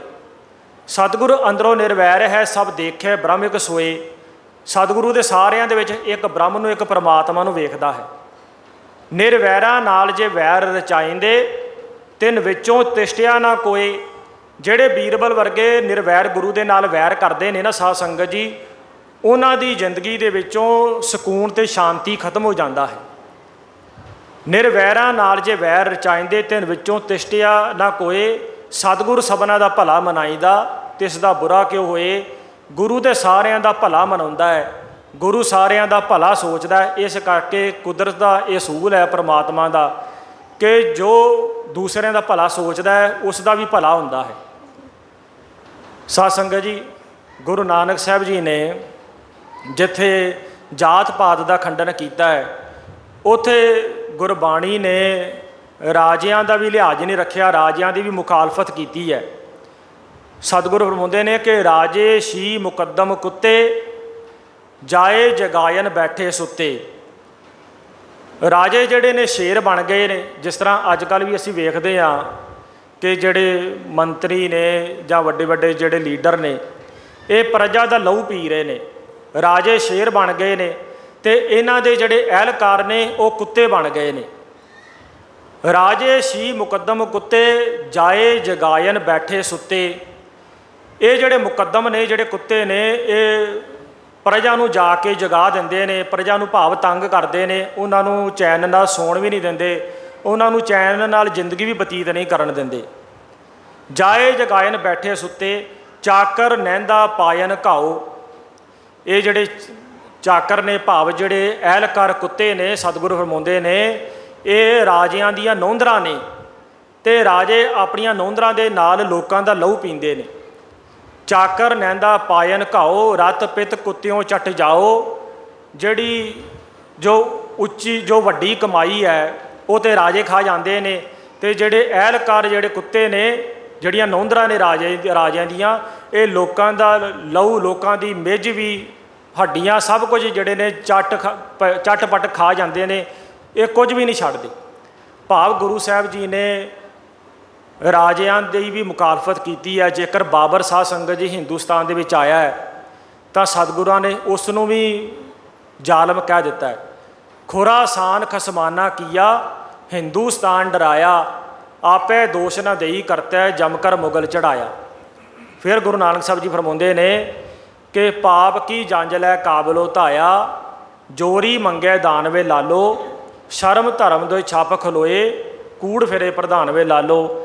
ਭਾਵ ਕਿ ਪਾਪ ਦੀ ਜੰਜ ਲੈ ਕੇ ਬਾਬਰ ਜਿਹੜਾ ਹੈ ਉਹ ਕਾਬਲ ਤੋਂ ਚੜ੍ਹਿਆ ਹੈ ਹਿੰਦੁਸਤਾਨ ਦੀ ਹਕੂਮਤ ਰੂਪੀ ਕੰਨਿਆ ਨੂੰ ਵਿਆਹੁਣ ਵਾਸਤੇ। ਸਤਿਗੁਰਾਂ ਨੇ ਬਾਬਰ ਨੂੰ ਵੀ ਪਾਪੀ ਕਹਿ ਦਿੱਤਾ, ਉਸ ਨੂੰ ਜ਼ਾਲਮ ਕਹਿ ਦਿੱਤਾ। ਗੁਰੂ ਸਾਹਿਬ ਜੀ ਨੇ ਸਮਾਜ ਦੇ ਵਿੱਚ ਕੋਈ ਵੀ ਕਮੀ ਜਿਹੜੀ ਸੀ ਜਾਂ ਕੋਈ ਵੀ ਘਾਟ ਸੀ, ਸਤਿਗੁਰਾਂ ਨੇ ਉਸ ਨੂੰ ਉਜਾਗਰ ਕੀਤਾ ਹੈ ਅਤੇ ਉਸ ਦਾ ਖੰਡਨ ਕੀਤਾ ਹੈ, ਉਸ ਦੀ ਮੁਖਾਲਫਤ ਕੀਤੀ ਹੈ। ਇਸ ਕਰਕੇ ਸਾਧ ਸੰਗਤ ਜੀ, ਇਹ ਕੁਝ ਕਾਰਨ ਸਨ ਜਿਨ੍ਹਾਂ ਕਰਕੇ ਗੁਰੂ ਅਰਜਨ ਦੇਵ ਪਾਤਸ਼ਾਹ ਜੀ ਨੂੰ ਸ਼ਹੀਦ ਹੋਣਾ ਪਿਆ। ਕਿਉਂਕਿ ਇੱਕ ਪਾਸੇ ਬ੍ਰਾਹਮਣ ਜਿਹੜਾ ਹੈ ਉਹ ਗੁਰੂ ਘਰ ਦੇ ਖਿਲਾਫ ਹੋ ਗਿਆ, ਕਿਉਂਕਿ ਝੂਠੇ ਨੂੰ ਸੱਚ ਚੰਗਾ ਨਹੀਂ ਲੱਗਦਾ। ਝੂਠੇ ਨੂੰ ਜਿਹੜਾ ਸੱਚ ਹੈ ਉਹ ਜ਼ਹਿਰ ਵਾਂਗੂ ਲੱਗਦਾ ਹੈ। ਜਿਸ ਵੇਲੇ ਸ਼੍ਰੀ ਹਰਿਮੰਦਰ ਸਾਹਿਬ ਦੀ ਬਿਲਡਿੰਗ ਬਣ ਕੇ ਤਿਆਰ ਹੋ ਗਈ, ਉਸ ਸਮੇਂ ਬ੍ਰਾਹਮਣ ਇਕੱਠੇ ਹੋ ਕੇ ਗੁਰੂ ਅਰਜਨ ਦੇਵ ਪਾਤਸ਼ਾਹ ਜੀ ਦੇ ਕੋਲ ਆਏ ਤਾਂ ਬ੍ਰਾਹਮਣਾਂ ਨੇ ਗੁਰੂ ਅਰਜਨ ਦੇਵ ਪਾਤਸ਼ਾਹ ਜੀ ਨੂੰ ਬੇਨਤੀ ਕੀਤੀ ਕਿ ਸਤਿਗੁਰੂ ਜੀ, ਕੋਈ ਵੀ ਕਾਰਜ ਜਦੋਂ ਸੰਪੂਰਨ ਹੁੰਦਾ ਹੈ ਤਾਂ ਸਭ ਤੋਂ ਪਹਿਲਾਂ ਬ੍ਰਾਹਮਣ ਨੂੰ ਵੱਖਰਾ ਇੱਕ ਪੰਗਤ ਦੇ ਵਿੱਚ ਬਿਠਾ ਕੇ ਉਸ ਨੂੰ ਲੰਗਰ ਛਕਾਇਆ ਜਾਂਦਾ ਹੈ, ਉਸ ਨੂੰ ਦਾਨ ਦਕਸ਼ਨਾ ਦਿੱਤੀ ਜਾਂਦੀ ਹੈ, ਉਸ ਨੂੰ ਮਾਣ ਸਨਮਾਨ ਦਿੱਤਾ ਜਾਂਦਾ ਹੈ। ਪਰ ਗੁਰੂ ਅਰਜਨ ਦੇਵ ਪਾਤਸ਼ਾਹ ਜੀ ਆਖਣ ਲੱਗੇ ਕਿ ਹੁਣ ਉਹ ਸਮਾਂ ਗਿਆ, ਹੁਣ ਵਿਹਲੜ ਪੰਡਤ, ਵਿਹਲੜ ਬ੍ਰਾਹਮਣ ਜਿਹੜੇ ਨੇ, ਜਿਹੜੇ ਖਾ ਪੀ ਕੇ ਅਤੇ ਲੋਕਾਂ ਦੇ ਵਿੱਚ ਵੰਡੀਆਂ ਪਾ ਕੇ ਅਤੇ ਪੂਜਾ ਦਾ ਧਾਨ ਖਾ ਕੇ ਜਿਨ੍ਹਾਂ ਨੇ ਆਪਣੇ ਢਿੱਡ ਵਧਾਏ ਨੇ, ਉਹਨਾਂ ਨੂੰ ਮਾਣ ਸਨਮਾਨ ਨਹੀਂ ਦਿੱਤਾ ਜਾਵੇਗਾ, ਉਹਨਾਂ ਨੂੰ ਪਹਿਲੇ ਨੰਬਰ 'ਤੇ ਨਹੀਂ ਰੱਖਿਆ ਜਾਵੇਗਾ। ਹੁਣ ਤਾਂ ਗੁਰੂ ਘਰ ਦੇ ਸੇਵਾਦਾਰ, ਭਾਵੇਂ ਗਰੀਬ ਹੈ, ਕਿਸੇ ਵੀ ਜਾਤ ਦਾ ਹੈ, ਜਿਸ ਨੇ ਆਪਣਾ ਤਨ ਮਨ ਧਨ ਗੁਰੂ ਦੇ ਚਰਨਾਂ ਵਿੱਚ ਅਰਪਣ ਕੀਤਾ ਹੋਇਆ ਹੈ, ਜੋ ਨਿਤਨੇਮ ਕਰਨ ਵਾਲਾ ਹੈ, ਸੇਵਾ ਭਾਵਨਾ ਦੇ ਵਿੱਚ ਜਿਹੜਾ ਆਪਣੇ ਮਨ ਨੂੰ ਰੰਗਦਾ ਹੈ, ਉਸ ਨੂੰ ਸਭ ਤੋਂ ਪਹਿਲਾਂ ਦਰਜਾ ਦਿੱਤਾ ਜਾਵੇਗਾ। ਅਤੇ ਸਾਧ ਸੰਗਤ ਜੀ, ਭਾਈ ਬੰਨੋ ਜਿਹੜੇ ਨੇ, ਇਹਨਾਂ ਨੇ ਗੁਰੂ ਘਰ ਦੇ ਵਿੱਚ ਬਹੁਤ ਸੇਵਾ ਕੀਤੀ। गुरु अर्जन देव पातशाह जी ने भाई बन्नो नूं सत्कार दिंदियां फरमाया कि हमरा पुरोहित भाई बन्नो, भाव के साडा पंडित ते भाई बन्नो है। हमरा पुरोहित भाई बन्नो, सब सिख संगत तुम सत कर मनो। हे भाई, भाई बन्नो नूं असीं सत्कार देना है, भावें ये गरीब है पर इसने तनो मनो गुरु घर की सेवा की है। इसने कदी सेवा दे विच कदी कोई कुताही नहीं वरती, कदी कोई भी अपने मन दे विच कोई ढैंदी कला नहीं लैके आए। इन्हां ने अपने मन नूं सेवा दे विच रंग लिया है। तो इस करके जो पंडितां नूं असीं सत्कार देना, उन्हां नूं नहीं, असीं अपने सिखां नूं, भाई बन्नो वर्गे सिखां नूं असीं बनदा मान सन्मान देना है। हर एक धर्म वास्ते साध संगत जी दो चीज़ां जड़ियां बड़ियां अहम होंदियां ने। एक तो उस धर्म का ग्रंथ ते दूसरा उस धर्म का मुकद्दस अस्थान। जिस तरह मुसलमान धर्म दे विच कुरान शरीफ है, उन्हां दी अहले किताब है, धार्मिक ग्रंथ है। जिस तरह हिंदू धर्म दे विच गीता है, महाभारत है, रामायण है।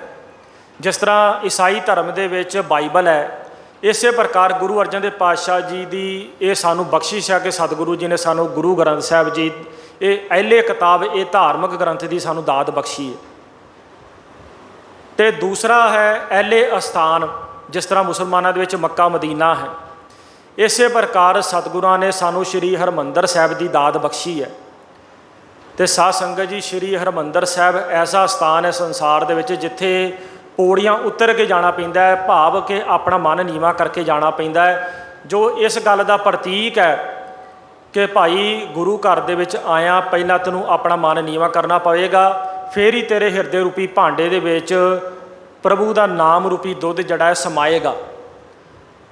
गुरु अर्जन देव पातशाह जी ने जदों श्री हरमंदर साहब की बिल्डिंग तैयार की तो बाबा बुढ़ा जी नूं सब तो पहला हैड ग्रंथी होने का मान बख्शिया। बाबा बुढ़ा जी ने हुक्म किया कि तुसी गुरु ग्रंथ साहब जी तो हुक्मनामा लो। तो पहला हुक्मनामा जिहड़ा सूही राग दे विच आया कि संतां के कारज आप खलोया, हर कम करावण आया राम, धरत सुहावी तार सुहावा, विच अमृत जल छाया राम। गुरु ग्रंथ साहब जी दे विच साध संगत जी आखिरी सट जिहड़ी मारी गई है ना ब्राह्मणवाद दे उत्ते।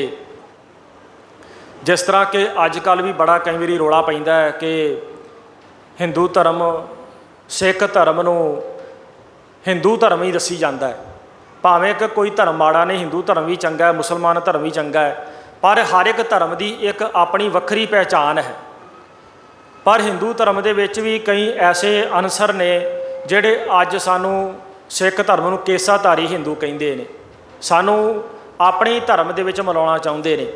पर गुरु ग्रंथ साहब जी दे विच सतगुरु जी फरमाउंदे ने कि पंडित मुला जो लिख दिया, छाड़ चले हम कछू ना लिया। भाव के पंडित ते मुला ने जो लिखिया होया ना अपने ग्रंथां दे विच, गीता महाभारत रामायण दे विच जां कुरान शरीफ दे विच, सानू उस दे नाल कोई मतलब नहीं है। साडा अपना ग्रंथ है, साडा अपना गुरु ग्रंथ साहब जी ग्रंथ है, जो साडा धार्मिक ग्रंथ है, साडा गुरु है। उन्हां ग्रंथां दा भी सत्कार है, पर मत्था सी केवल गुरु ग्रंथ साहब जी नूं टेकना है। पंडित मुला जोत लिख दिया, छाड़ चले हम कछू ना लिया। फिर सतगुरु जी फरमाउंदे ने ना हम हिंदू ना मुसलमान, अल्लाह राम के पिंड प्राण, कि ना तो असी हिंदू हाँ तो ना असी मुसलमान हाँ। फिर सतगुरु जी फरमाउंदे ने कि पंडित शास्त्र सिमरत पढ़िया, जोगी गोरख गोरख करिया, मैं मूर्ख हर हर जप पढ़िया। सतगुरु फरमाउंदे ने कि पंडित जिहड़े ने ये शास्त्र ते सिमरतियां पढ़ते हैं, जोगी जिहड़े ने ये गोरख गोरख का नाम जपते हैं। पर गुरु अर्जन देव पातशाह जी कहते हैं कि ना तो मैं गोरख का नाम जपदा हाँ, ना मैं शास्त्र ते सिमरतियां पढ़दा हाँ, मैं मूर्ख हर हर जप पढ़िया, मैं तो हरी हरी का नाम जपदा हाँ, भाव के वाहिगुरू वाहिगुरू करदा हाँ। भगत कबीर साहब जी फरमाउंदे ने कि ब्राह्मण गुरु है जगत का, भगतन का गुर नाहे। भगत साहब कहते हैं कि ब्राह्मण जिहड़ा है भावें जगत का गुरु होवेगा, पर यह साडा गुरु नहीं है, भगतां दा गुरु नहीं है। सो पंडित जो मन प्रबुद्ध है, राम नाम आत्म सुध है। सुखमनी साहब दे विच गुरु अर्जन देव पातशाह जी फरमाउंदे ने कि वह पंडित चंगा है जिहड़ा परमात्मा की खोज करता है, जिहड़ा परमात्मा का नाम जपदा है। सो पंडित जो मन प्रबुद्ध है, राम नाम आत्म सुध है। ਜਿਹੜਾ ਆਪਣੇ ਹਿਰਦੇ ਦੇ ਵਿੱਚੋਂ ਪਰਮਾਤਮਾ ਦੇ ਨਾਮ ਨੂੰ ਲੱਭਦਾ ਹੈ, ਉਹ ਪੰਡਿਤ ਗੁਰਬਾਣੀ ਅਨੁਸਾਰ ਮਹਾਨ ਹੈ। ਗੁਰੂ ਸਾਹਿਬ ਜੀ ਨੇ ਗੁਰੂ ਗ੍ਰੰਥ ਸਾਹਿਬ ਜੀ ਦੇ ਵਿੱਚ ਸਾਧ ਸੰਗਤ ਜੀ ਆਪਣੇ ਆਪ ਨੂੰ ਵੱਖਰਾ ਦੱਸਿਆ ਹੈ। ਸਿੱਖ ਧਰਮ ਜਿਹੜਾ ਹੈ ਇਹ ਮੁਸਲਮਾਨ ਇਸਲਾਮ ਵਾਂਗੂ, ਈਸਾਈ ਧਰਮ ਵਾਂਗੂ, ਹਿੰਦੂ ਧਰਮ ਵਾਂਗੂ ਵੱਖਰਾ ਹੈ। ਸੋ ਇਹ ਕੁਝ ਕਾਰਨ ਸਨ ਜਿਨ੍ਹਾਂ ਕਾਰਨਾਂ ਕਰਕੇ ਬ੍ਰਾਹਮਣਵਾਦ ਜਿਹੜਾ ਹੈ ਗੁਰੂ ਨਾਨਕ ਸਾਹਿਬ ਜੀ ਤੋਂ ਲੈ ਕੇ ਗੁਰੂ ਅਰਜਨ ਦੇਵ ਪਾਤਸ਼ਾਹ ਜੀ ਤੱਕ, ਇਹ ਗੁਰੂ ਅਰਜਨ ਦੇਵ ਪਾਤਸ਼ਾਹ ਜੀ ਨੂੰ ਸ਼ਹੀਦ ਕਰਾਉਣ ਦੇ ਵਿੱਚ ਅਕਬਰ ਬਾਦਸ਼ਾਹ ਦੇ ਵੀ ਕੰਨ ਭਰਦਾ ਰਿਹਾ। ਪਰ ਅਕਬਰ ਬਾਦਸ਼ਾਹ ਜਿਹੜਾ ਉਹ ਖੁੱਲ੍ਹ ਖਿਆਲੀਆ ਸੀ, ਸਾਰੇ ਧਰਮਾਂ ਦਾ ਸਤਿਕਾਰ ਕਰਦਾ ਸੀ ਔਰ ਉਸਨੇ ਗੁਰੂ ਗ੍ਰੰਥ ਸਾਹਿਬ ਜੀ ਦੀ ਬਾਣੀ ਨੂੰ ਵੀ ਸੁਣਿਆ ਸੀ। ਜਦੋਂ ਉਸਨੇ 3 ਹੁਕਮਨਾਮੇ ਸੁਣੇ ਸਨ ਔਰ ਹੁਕਮਨਾਮੇ ਸੁਣ ਕੇ ਉਸਨੇ ਇਹ ਕਿਹਾ ਸੀ ਕਿ ਇਹ ਗ੍ਰੰਥ ਜਿਹੜਾ ਹੈ ਇਹ ਤਾਂ ਸਾਰੀ ਕਾਇਨਾਤ ਦਾ, ਸਾਰਿਆਂ ਦਾ ਸਾਂਝਾ ਗ੍ਰੰਥ ਹੈ। ਇਹ ਤਾਂ ਸਾਰਿਆਂ ਨੂੰ ਪ੍ਰੇਮ ਪਿਆਰ ਸਿਖਾਉਂਦਾ ਹੈ, ਇਹ ਤਾਂ ਸਾਂਝੀਵਾਲਤਾ ਦਾ ਉਪਦੇਸ਼ ਦਿੰਦਾ ਹੈ। ਅਤੇ ਉਸਨੇ 50 ਮੋਹਰਾਂ ਰੱਖੀਆਂ ਸਨ ਸੋਨੇ ਦੀਆਂ, ਮੱਥਾ ਟੇਕਿਆ ਸੀ। ਅਕਬਰ ਦੇ ਸਮੇਂ ਖੁਸਰੋ ਜੋ ਅਕਬਰ ਦਾ ਪੋਤਰਾ ਸੀ ਔਰ ਜਿਹੋ ਜਿਹਾ ਦਾਦਾ ਸੀ ਉਹੋ ਜਿਹਾ ਪੋਤਰਾ ਸੀ, ਭਾਵ ਕਿ ਖੁਸਰੋ ਵੀ ਆਪਣੇ ਦਾਦੇ ਅਕਬਰ ਵਾਂਗੂ ਬੜਾ ਖੁੱਲ੍ਹ ਖਿਆਲੀਆ ਸੀ, ਬੜਾ ਦਾਨਿਸ਼ਮੰਦ ਸੀ, ਬੜਾ ਸਿਆਣਾ ਸੀ। ਖੁਸਰੋ ਜੋ ਅਕਬਰ ਦਾ ਚਹੇਤਾ ਸੀ, ਅਕਬਰ ਆਪਣੇ ਪੁੱਤਰ ਜਹਾਂਗੀਰ ਨੂੰ ਛੱਡ ਕੇ ਆਪਣੇ ਪੋਤਰੇ ਖੁਸਰੋ ਨੂੰ ਗੱਦੀ ਦੇਣਾ ਚਾਹੁੰਦਾ ਸੀ, ਹਿੰਦੁਸਤਾਨ ਦੇ ਤਖਤ ਦੇ ਉੱਤੇ ਬਿਠਾਉਣਾ ਚਾਹੁੰਦਾ ਸੀ। ਪਰ ਜਹਾਂਗੀਰ ਜਿਹੜਾ ਸਾਧ ਸੰਗਤ ਜੀ ਉਹ ਹਿੰਦੁਸਤਾਨ ਦੇ ਤਖਤ ਵਾਸਤੇ ਆਪਣੇ ਪੁੱਤਰ ਦਾ ਦੁਸ਼ਮਣ ਬਣ ਗਿਆ, ਖੁਸਰੋ ਦਾ ਦੁਸ਼ਮਣ ਬਣ ਗਿਆ। ਖੁਸਰੋ ਡਰਦਾ ਡਰਾਉਂਦਾ ਬਚਦਾ ਆਪਣੇ ਪਿਤਾ ਤੋਂ ਜਦੋਂ ਅਕਬਰ ਮਰ ਗਿਆ, ਅਤੇ ਖੁਸਰੋ ਜਿਹੜਾ ਹੈ ਉਸ ਨੂੰ ਪਤਾ ਸੀ ਵੀ ਮੇਰੇ ਬਾਪ ਨੇ ਮੈਨੂੰ ਛੱਡਣਾ ਨਹੀਂ ਹੈ। ਉਹ ਤਰਨ ਤਾਰਨ ਆਇਆ ਗੁਰੂ ਅਰਜਨ ਦੇਵ ਪਾਤਸ਼ਾਹ ਜੀ ਦੇ ਦਰਬਾਰ ਦੇ ਵਿੱਚ। ਉਸਨੇ ਸਤਿਗੁਰਾਂ ਨੂੰ ਆ ਕੇ ਮੱਥਾ ਟੇਕਿਆ, ਸਤਿਗੁਰਾਂ ਕੋਲ ਉਸਨੇ ਸਹਾਇਤਾ ਮੰਗੀ। ਅਤੇ ਗੁਰੂ ਘਰ ਦਾ ਇਹ ਸਿਧਾਂਤ ਹੈ, ਜੋ ਸ਼ਰਨ ਆਵੈ ਤਿਸ ਕੰਠ ਲਾਵੈ, ਇਹ ਬਿਰਧ ਸੁਆਮੀ ਸੰਦਾ। ਸਤਿਗੁਰ ਆਇਓ ਸ਼ਰਨ ਤੁਹਾਰੀ, ਮਿਲੇ ਸੂਖ ਨਾਮਰ ਸ਼ੋਭਾ, ਚਿੰਤਾ ਲਾਏ ਹਮਾਰੀ। ਜੋ ਵੀ ਗੁਰੂ ਦੀ ਸ਼ਰਨ ਦੇ ਵਿੱਚ ਆਉਂਦਾ ਹੈ ਸਾਧ ਸੰਗਤ ਜੀ, ਗੁਰੂ ਉਸ ਨੂੰ ਆਪਣੇ ਗਲ ਦੇ ਨਾਲ ਲਾਉਂਦਾ ਹੈ, ਕਿਉਂਕਿ ਗੁਰੂ ਨੂੰ ਕਿਸੇ ਦਾ ਡਰ ਨਹੀਂ, ਗੁਰੂ ਨੂੰ ਜਹਾਂਗੀਰ ਦਾ ਡਰ ਨਹੀਂ ਹੈ। ਗੁਰੂ ਅਰਜਨ ਦੇਵ ਪਾਤਸ਼ਾਹ ਜੀ ਦੇ ਅਸੀਂ ਬਚਨ ਪੜ੍ਹਦੇ ਹਾਂ, ਸੁਖਮਨੀ ਸਾਹਿਬ ਦੇ ਵਿੱਚ ਸਤਿਗੁਰੂ ਜੀ ਫਰਮਾਉਂਦੇ ਨੇ, ਨਿਰਭਉ ਜਪੈ ਸਗਲ ਭਉ ਮਿਟੈ। ਭਾਵ ਜਿਹੜੇ ਉਸ ਨਿਰਭਉ ਪਰਮਾਤਮਾ ਦੀ ਭਗਤੀ ਕਰਦੇ ਨੇ ਉਹਨਾਂ ਦੇ ਅੰਦਰੋਂ ਮੌਤ ਦਾ ਡਰ ਵੀ ਖਤਮ ਹੋ ਜਾਂਦਾ ਹੈ। ਗੁਰੂ ਅਰਜਨ ਦੇਵ ਪਾਤਸ਼ਾਹ ਜੀ ਦੇ ਲੰਗਰ ਦੇ ਵਿੱਚੋਂ ਤਰਨ ਤਾਰਨ ਸਾਹਿਬ ਖੁਸਰੋ ਨੇ ਪ੍ਰਸ਼ਾਦਾ ਛਕਿਆ, ਸਤਿਗੁਰਾਂ ਨੇ ਉਸ ਨੂੰ ਹੌਸਲਾ ਦਿੱਤਾ। ਖੁਸਰੋ ਸਤਿਗੁਰਾਂ ਦਾ ਆਸ਼ੀਰਵਾਦ ਲੈ ਕੇ ਫਿਰ ਅੱਗੇ ਚਲਾ ਗਿਆ। ਜਹਾਂਗੀਰ ਦੇ ਪਹਿਲਾਂ ਹੀ ਕੰਨ ਭਰੇ ਜਾ ਰਹੇ ਸਨ, ਬ੍ਰਾਹਮਣਾਂ ਵੱਲੋਂ ਵੀ, ਚੰਦੂ ਵੱਲੋਂ ਵੀ। ਚੰਦੂ ਦੀ ਲੜਕੀ ਦਾ ਸਾਧ ਸੰਗਤ ਜੀ ਰਿਸ਼ਤਾ ਗੁਰੂ ਅਰਜਨ ਦੇਵ ਪਾਤਸ਼ਾਹ ਜੀ ਨੇ ਮੋੜ ਦਿੱਤਾ ਸੀ। ਚੰਦੂ ਦਾ ਇੱਕ ਨੌਕਰ, ਚੰਦੂ ਜਿਹੜਾ ਹੈ ਇਹ ਮੁਗਲ ਦਰਬਾਰ ਦੇ ਵਿੱਚ ਕੋਈ ਬਹੁਤ ਵੱਡੇ ਅਹੁਦੇ 'ਤੇ ਨਹੀਂ ਸੀ, ਇੱਕ ਛੋਟੇ ਜਿਹੇ ਅਹੁਦੇ 'ਤੇ ਸੀ ਚੰਦੂ। ਅਤੇ ਚੰਦੂ ਨੇ ਆਪਣੀ ਲੜਕੀ ਦਾ ਰਿਸ਼ਤਾ ਕਰਨ ਵਾਸਤੇ ਆਪਣੇ ਨੌਕਰ ਨੂੰ ਜਦੋਂ ਭੇਜਿਆ ਅਤੇ ਉਸ ਦਾ ਨੌਕਰ ਗੁਰੂ ਅਰਜਨ ਦੇਵ ਪਾਤਸ਼ਾਹ ਜੀ ਦੇ ਘਰੇ ਆਇਆ, ਤਾਂ ਗੁਰੂ ਹਰਗੋਬਿੰਦ ਸਾਹਿਬ ਪਾਤਸ਼ਾਹ ਜੀ ਬਹੁਤ ਸੁੰਦਰ ਜਵਾਨੀ ਦੇ ਵਿੱਚ ਸਨ, ਬਹੁਤ ਤਗੜਾ ਸਤਿਗੁਰੂ ਹਰਗੋਬਿੰਦ ਸਾਹਿਬ ਜੀ ਦਾ ਸਰੀਰ ਸੀ। ਇਤਿਹਾਸ ਦੇ ਵਿੱਚ ਪੜ੍ਹਨ ਨੂੰ ਮਿਲਦਾ ਹੈ ਕਿ ਗੁਰੂ ਹਰਗੋਬਿੰਦ ਸਾਹਿਬ ਪਾਤਸ਼ਾਹ ਜੀ ਦਾ ਸਰੀਰ ਇਤਨਾ ਸੁੰਦਰ ਅਤੇ ਸਡੋਲ ਸੀ ਕਿ ਥੋੜ੍ਹੀ ਦੂਰ ਜਾ ਕੇ ਘੋੜੇ ਨੂੰ ਬਦਲਣਾ ਪੈਂਦਾ ਸੀ। ਘੋੜਾ ਜਿਹੜਾ ਗੁਰੂ ਹਰਗੋਬਿੰਦ ਸਾਹਿਬ ਪਾਤਸ਼ਾਹ ਜੀ ਦੇ ਸਰੀਰ ਦਾ ਭਾਰ ਨਹੀਂ ਸੀ ਬਹੁਤਾ ਚਿਰ ਝੱਲਦਾ, ਕਿਉਂਕਿ ਸਤਿਗੁਰੂ ਜੀ ਜਿੱਥੇ ਸੂਰਬੀਰ ਯੋਧੇ ਸਨ, ਸਰੀਰ ਵੱਲੋਂ ਵੀ ਸਤਿਗੁਰੂ ਜੀ ਬਹੁਤ ਬਲੀ ਸਨ। 6ਵੇਂ ਪਾਤਸ਼ਾਹ ਗੁਰੂ ਹਰਗੋਬਿੰਦ ਸਾਹਿਬ ਜੀ ਮਹਾਰਾਜ, ਗੁਰੂ ਹਰਗੋਬਿੰਦ ਸਾਹਿਬ ਪਾਤਸ਼ਾਹ ਜੀ ਦੇ ਦਰਸ਼ਨ ਕਰਕੇ ਚੰਦੂ ਦਾ ਨੌਕਰ ਜਿਹੜਾ ਹੈ ਗੁਰੂ ਹਰਗੋਬਿੰਦ ਸਾਹਿਬ ਪਾਤਸ਼ਾਹ ਜੀ ਦੀ ਜਵਾਨੀ ਨੂੰ ਵੇਖ ਕੇ ਮੋਹਿਤ ਹੋ ਗਿਆ, ਅਤੇ ਉਸਨੇ ਗੁਰੂ ਹਰਗੋਬਿੰਦ ਸਾਹਿਬ ਜੀ ਦੇ ਨਾਲ ਚੰਦੂ ਦੀ ਲੜਕੀ ਦਾ ਰਿਸ਼ਤਾ ਜਿਹੜਾ ਤੈਅ ਕਰ ਦਿੱਤਾ ਸੀ। ਪਰ ਜਦੋਂ ਚੰਦੂ ਨੂੰ ਜਾ ਕੇ ਉਸਨੇ ਖੁਸ਼ੀ ਖਬਰ ਦਿੱਤੀ ਕਿ ਮੈਂ ਤੁਹਾਡੀ ਲੜਕੀ ਦਾ ਰਿਸ਼ਤਾ ਗੁਰੂ ਅਰਜਨ ਦੇਵ ਜੀ ਦੇ ਸਾਹਿਬਜ਼ਾਦੇ ਹਰਗੋਬਿੰਦ ਸਾਹਿਬ ਜੀ ਦੇ ਨਾਲ ਕਰ ਆਇਆ, ਤਾਂ ਸਾਧ ਸੰਗਤ ਜੀ ਅੰਦਰੋਂ ਤੇ ਚੰਦੂ ਬੜਾ ਖੁਸ਼ ਹੋਇਆ ਕਿ ਗੁਰੂ ਘਰ ਦੇ ਨਾਲ ਮੇਰਾ ਰਿਸ਼ਤਾ ਬਣ ਆਇਆ ਹੈ। ਪਰ ਉੱਤੋਂ ਉਹ ਬੜਾ ਹੰਕਾਰੀ ਸੀ। ਉਸਨੇ ਚੰਦੂ ਨੂੰ ਕਿਹਾ, ਉਸਨੇ ਆਪਣੇ ਨੌਕਰ ਨੂੰ ਕਿਹਾ ਕਿ ਤੂੰ ਤੇ ਚਬਾਰੇ ਦੀ ਇੱਟ ਜਿਹੜੀ ਆ ਮੋਹਰੀ ਨੂੰ ਲਾ ਆਇਆ ਹੈ। ਜਦੋਂ ਸੰਗਤ ਨੂੰ ਪਤਾ ਲੱਗਾ ਕਿ ਚੰਦੂ ਨੇ ਇਹ ਬੋਲੀ ਮਾਰੀ ਹੈ ਕਿ ਚਬਾਰੇ ਦੀ ਇੱਟ ਮੋਹਰੀ ਨੂੰ ਲਾ ਆਇਆ ਹੈ, ਭਾਵ ਕਿ ਗੁਰੂ ਘਰ ਕੀ ਮੋਹਰੀ ਹੈ, ਤਾਂ ਸਤਿਗੁਰਾਂ ਦਾ ਸਿਧਾਂਤ ਹੈ ਕਿ ਹਉਮੈ ਨਾਵੇ ਨਾਲ ਵਿਰੋਧ ਹੈ, ਦੋਏ ਨਾ ਵਸੈ ਗਠਾਏ। ਗੁਰੂ ਘਰ ਸਾਧ ਸੰਗਤ ਜੀ, ਗੁਰੂ ਘਰ ਦੇ ਵਿੱਚ ਹੰਕਾਰ ਦੀ ਕੋਈ ਥਾਂ ਨਹੀਂ ਹੈ। ਸੰਗਤ ਦਾ ਹੁਕਮ ਗੁਰੂ ਅਰਜਨ ਦੇਵ ਪਾਤਸ਼ਾਹ ਜੀ ਮੋੜ ਨਹੀਂ ਸਕੇ। ਸੰਗਤ ਨੇ ਗੁਰੂ ਅਰਜਨ ਦੇਵ ਪਾਤਸ਼ਾਹ ਜੀ ਨੂੰ ਬੇਨਤੀ ਕੀਤੀ, ਸਤਿਗੁਰੂ ਜੀ ਸਾਹਿਬਜ਼ਾਦੇ ਦਾ ਵਿਆਹ ਚੰਦੂ ਦੇ ਘਰੇ ਅਸੀਂ ਨਹੀਂ ਕਰਨਾ। ਗੁਰੂ ਅਰਜਨ ਦੇਵ ਪਾਤਸ਼ਾਹ ਜੀ ਨੇ ਮਨਾ ਕਰ ਦਿੱਤਾ। ਚੰਦੂ ਜਹਾਂਗੀਰ ਦੇ ਕੰਨ ਭਰਦਾ ਹੈ। ਗੁਰੂ ਅਰਜਨ ਦੇਵ ਪਾਤਸ਼ਾਹ ਜੀ ਦਾ ਆਪਣਾ ਵੱਡਾ ਭਰਾ ਪ੍ਰਿਥੀ ਚੰਦ ਜਿਹੜਾ ਹੈ ਉਹ ਵੀ ਜਹਾਂਗੀਰ ਦੇ ਕੰਨ ਭਰਦਾ ਹੈ।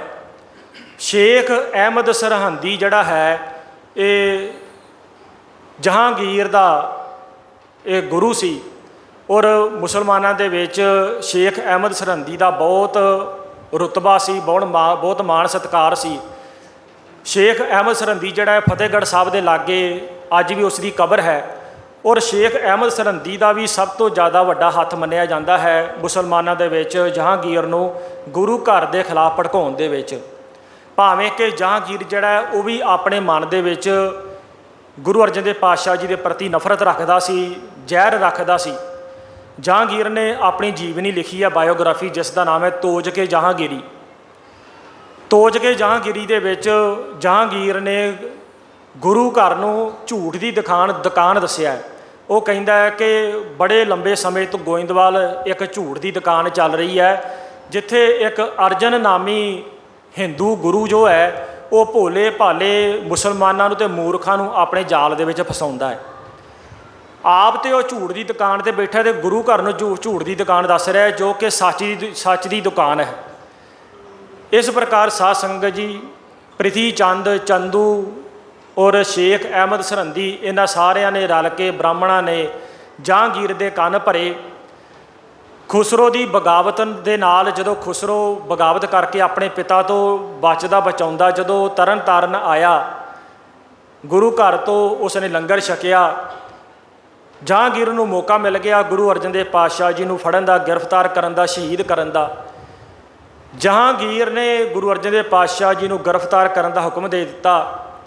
ਗੁਰੂ ਅਰਜਨ ਦੇਵ ਪਾਤਸ਼ਾਹ ਜੀ ਨੇ ਗ੍ਰਿਫਤਾਰ ਹੋਣ ਤੋਂ ਪਹਿਲਾਂ ਆਪਣੇ ਸਾਹਿਬਜ਼ਾਦੇ ਬਾਲਕ ਹਰਗੋਬਿੰਦ ਸਾਹਿਬ ਜੀ ਨੂੰ 5 ਪੈਸੇ ਰੱਖ ਕੇ, ਨਰੇਲ ਰੱਖ ਕੇ, 5 ਪਰਿਕਰਮਾ ਕਰਕੇ ਗੁਰੂ ਪਦਵੀ ਬਖਸ਼ ਕੇ ਗੁਰੂ ਹਰਗੋਬਿੰਦ ਸਾਹਿਬ ਜੀ ਨੂੰ ਮੱਥਾ ਟੇਕਿਆ ਔਰ ਇਹ ਹੁਕਮ ਕੀਤਾ ਕਿ ਬੇਟਾ ਅਸੀਂ ਲਾਹੌਰ ਜਾਣਾ ਹੈ, ਸ਼ਹਾਦਤ ਦਾ ਜਾਮ ਪੀਣਾ ਹੈ, ਤੁਰਕਾਂ ਨੇ ਹੁਜਤ ਕਰਨੀ ਹੈ, ਪਰ ਤੁਸੀਂ ਸਾਈਂ ਦੀ ਰਜ਼ਾ ਦੇ ਵਿੱਚ ਰਹਿਣਾ ਹੈ। ਤੁਸੀਂ ਹੌਸਲਾ ਨਹੀਂ ਹਾਰਨਾ, ਤੁਸੀਂ ਸ਼ਸਤਰ ਪਕੜਨੇ ਨੇ ਔਰ ਆਪਣੇ ਸਿੱਖਾਂ ਨੂੰ ਸ਼ਸਤਰਧਾਰੀ ਬਣਾਉਣਾ ਹੈ, ਜ਼ੁਲਮ ਦਾ ਮੁਕਾਬਲਾ ਕਰਨਾ ਹੈ।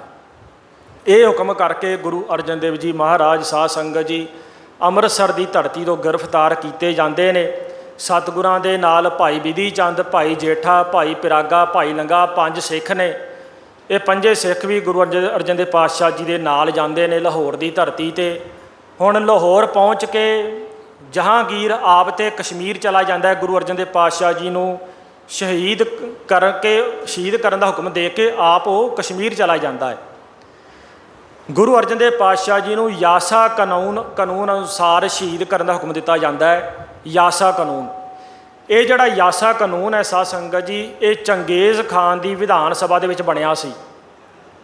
ਯਾਸਾ ਕਾਨੂੰਨ ਦੇ ਅਨੁਸਾਰ ਜਿਸ ਕਿਸੇ ਮਹਾਂਪੁਰਸ਼ ਨੂੰ ਵੀ ਸ਼ਹੀਦ ਕੀਤਾ ਜਾਣਾ ਹੁੰਦਾ ਹੈ, ਉਸ ਦਾ ਖੂਨ ਧਰਤੀ 'ਤੇ ਨਹੀਂ ਡੋਲਣ ਦਿੱਤਾ ਜਾਂਦਾ, ਕਿਉਂਕਿ ਉਹਨਾਂ ਦਾ ਮੰਨਣਾ ਹੈ ਕਿ ਜਿਤਨੀਆਂ ਬੂੰਦਾਂ ਮਹਾਂਪੁਰਸ਼ ਦੇ ਸਰੀਰ ਦੇ ਵਿੱਚੋਂ ਸ਼ਹੀਦ ਕਰਨ ਲੱਗਿਆ ਧਰਤੀ 'ਤੇ ਡਿੱਗਣਗੀਆਂ, ਉਤਨੇ ਹੀ ਉਸ ਵਰਗੇ ਮਹਾਂਪੁਰਸ਼ ਦੁਬਾਰਾ ਪੈਦਾ ਹੋਣਗੇ ਅਤੇ ਸਾਡੀ ਬਗਾਵਤ ਕਰਨਗੇ। ਇਸ ਕਰਕੇ ਗੁਰੂ ਅਰਜਨ ਦੇਵ ਪਾਤਸ਼ਾਹ ਜੀ ਨੂੰ ਤੱਤੀ ਤਵੀ ਦੇ ਉੱਤੇ ਬਿਠਾਇਆ ਗਿਆ। ਗੁਰੂ ਅਰਜਨ ਦੇਵ ਪਾਤਸ਼ਾਹ ਜੀ ਦੇ ਸਾਹਮਣੇ 4 ਸਵਾਲ ਰੱਖੇ ਗਏ। ਪਹਿਲਾਂ ਤਾਂ ਉਹਨਾਂ ਨੂੰ ਪੁੱਛਿਆ ਗਿਆ ਕਿ ਤੁਸੀਂ ਖੁਸਰੋ ਨੂੰ ਲੰਗਰ ਕਿਉਂ ਛਕਾਇਆ, ਉਸ ਦੀ ਮਦਦ ਕਿਉਂ ਕੀਤੀ। ਤਾਂ ਗੁਰੂ ਅਰਜਨ ਦੇਵ ਪਾਤਸ਼ਾਹ ਜੀ ਕਹਿਣ ਲੱਗੇ ਕਿ ਜਿੱਥੇ ਤੇਰਾ ਬਾਪ, ਭਾਵ ਕਿ ਜਹਾਂਗੀਰ ਦਾ ਬਾਪ, ਜਿੱਥੇ ਇਹ ਬਾਦਸ਼ਾਹ ਤੇਰਾ ਬਾਪ ਅਕਬਰ ਗੁਰੂ ਘਰ ਦੇ ਵਿੱਚ ਲੰਗਰ ਛਕ ਗਿਆ ਹੈ, ਗੁਰੂ ਅਮਰਦਾਸ ਪਾਤਸ਼ਾਹ ਜੀ ਦੇ ਸਮੇਂ ਆਇਆ ਸੀ ਲੰਗਰ ਛਕਣ, ਜਿੱਥੇ ਤੇਰਾ ਬਾਪ ਲੰਗਰ ਛਕ ਗਿਆ ਉੱਥੇ ਤੇਰੇ ਲੜਕੇ ਨੇ ਆ ਕੇ ਲੰਗਰ ਛਕ ਲਿਆ ਤੇ ਕਿਹੜੀ ਆਫਤ ਆ ਗਈ। ਫਿਰ ਜਹਾਂਗੀਰ ਕਹਿੰਦਾ ਹੈ, ਗੁਰੂ ਅਰਜਨ ਦੇਵ ਪਾਤਸ਼ਾਹ ਜੀ ਨੂੰ ਸਵਾਲ ਪੁੱਛਿਆ ਜਾਂਦਾ ਹੈ ਮੁਰਤਜ਼ਾ ਖਾਨ ਵੱਲੋਂ। ਉਹ ਕਹਿੰਦਾ ਹੈ ਕਿ ਤੁਸੀਂ ਮੁਹੰਮਦ ਸਾਹਿਬ ਦੀ ਕੋਈ ਉਸਤਤ ਲਿਖੋ ਗੁਰੂ ਗ੍ਰੰਥ ਸਾਹਿਬ ਜੀ ਦੇ ਵਿੱਚ। ਪਰ ਗੁਰੂ ਅਰਜਨ ਦੇਵ ਪਾਤਸ਼ਾਹ ਜੀ ਕਹਿਣ ਲੱਗੇ ਕਿ ਇਸ ਗ੍ਰੰਥ ਦੇ ਵਿੱਚ ਕੇਵਲ ਅਕਾਲ ਪੁਰਖ ਦੀ ਉਸਤਤ ਹੈ। ਗੁਰੂ ਗ੍ਰੰਥ ਸਾਹਿਬ ਜੀ ਦੇ ਵਿੱਚ ਤੇ ਗੁਰੂ ਨਾਨਕ ਸਾਹਿਬ ਜੀ ਨੇ ਵੀ ਆਪਣੇ ਆਪ ਨੂੰ ਨੀਚ ਕਿਹਾ। ਅਸੀਂ ਪੜ੍ਹਦੇ ਹਾਂ ਨਾ ਜਪਜੀ ਸਾਹਿਬ ਦੇ ਵਿੱਚ ਕਿ ਨਾਨਕ ਨੀਚ ਕਹਿ ਵਿਚਾਰ, ਸਤਿਗੁਰਾਂ ਨੇ ਆਪਣੇ ਆਪ ਨੂੰ ਨੀਚ ਕਿਹਾ।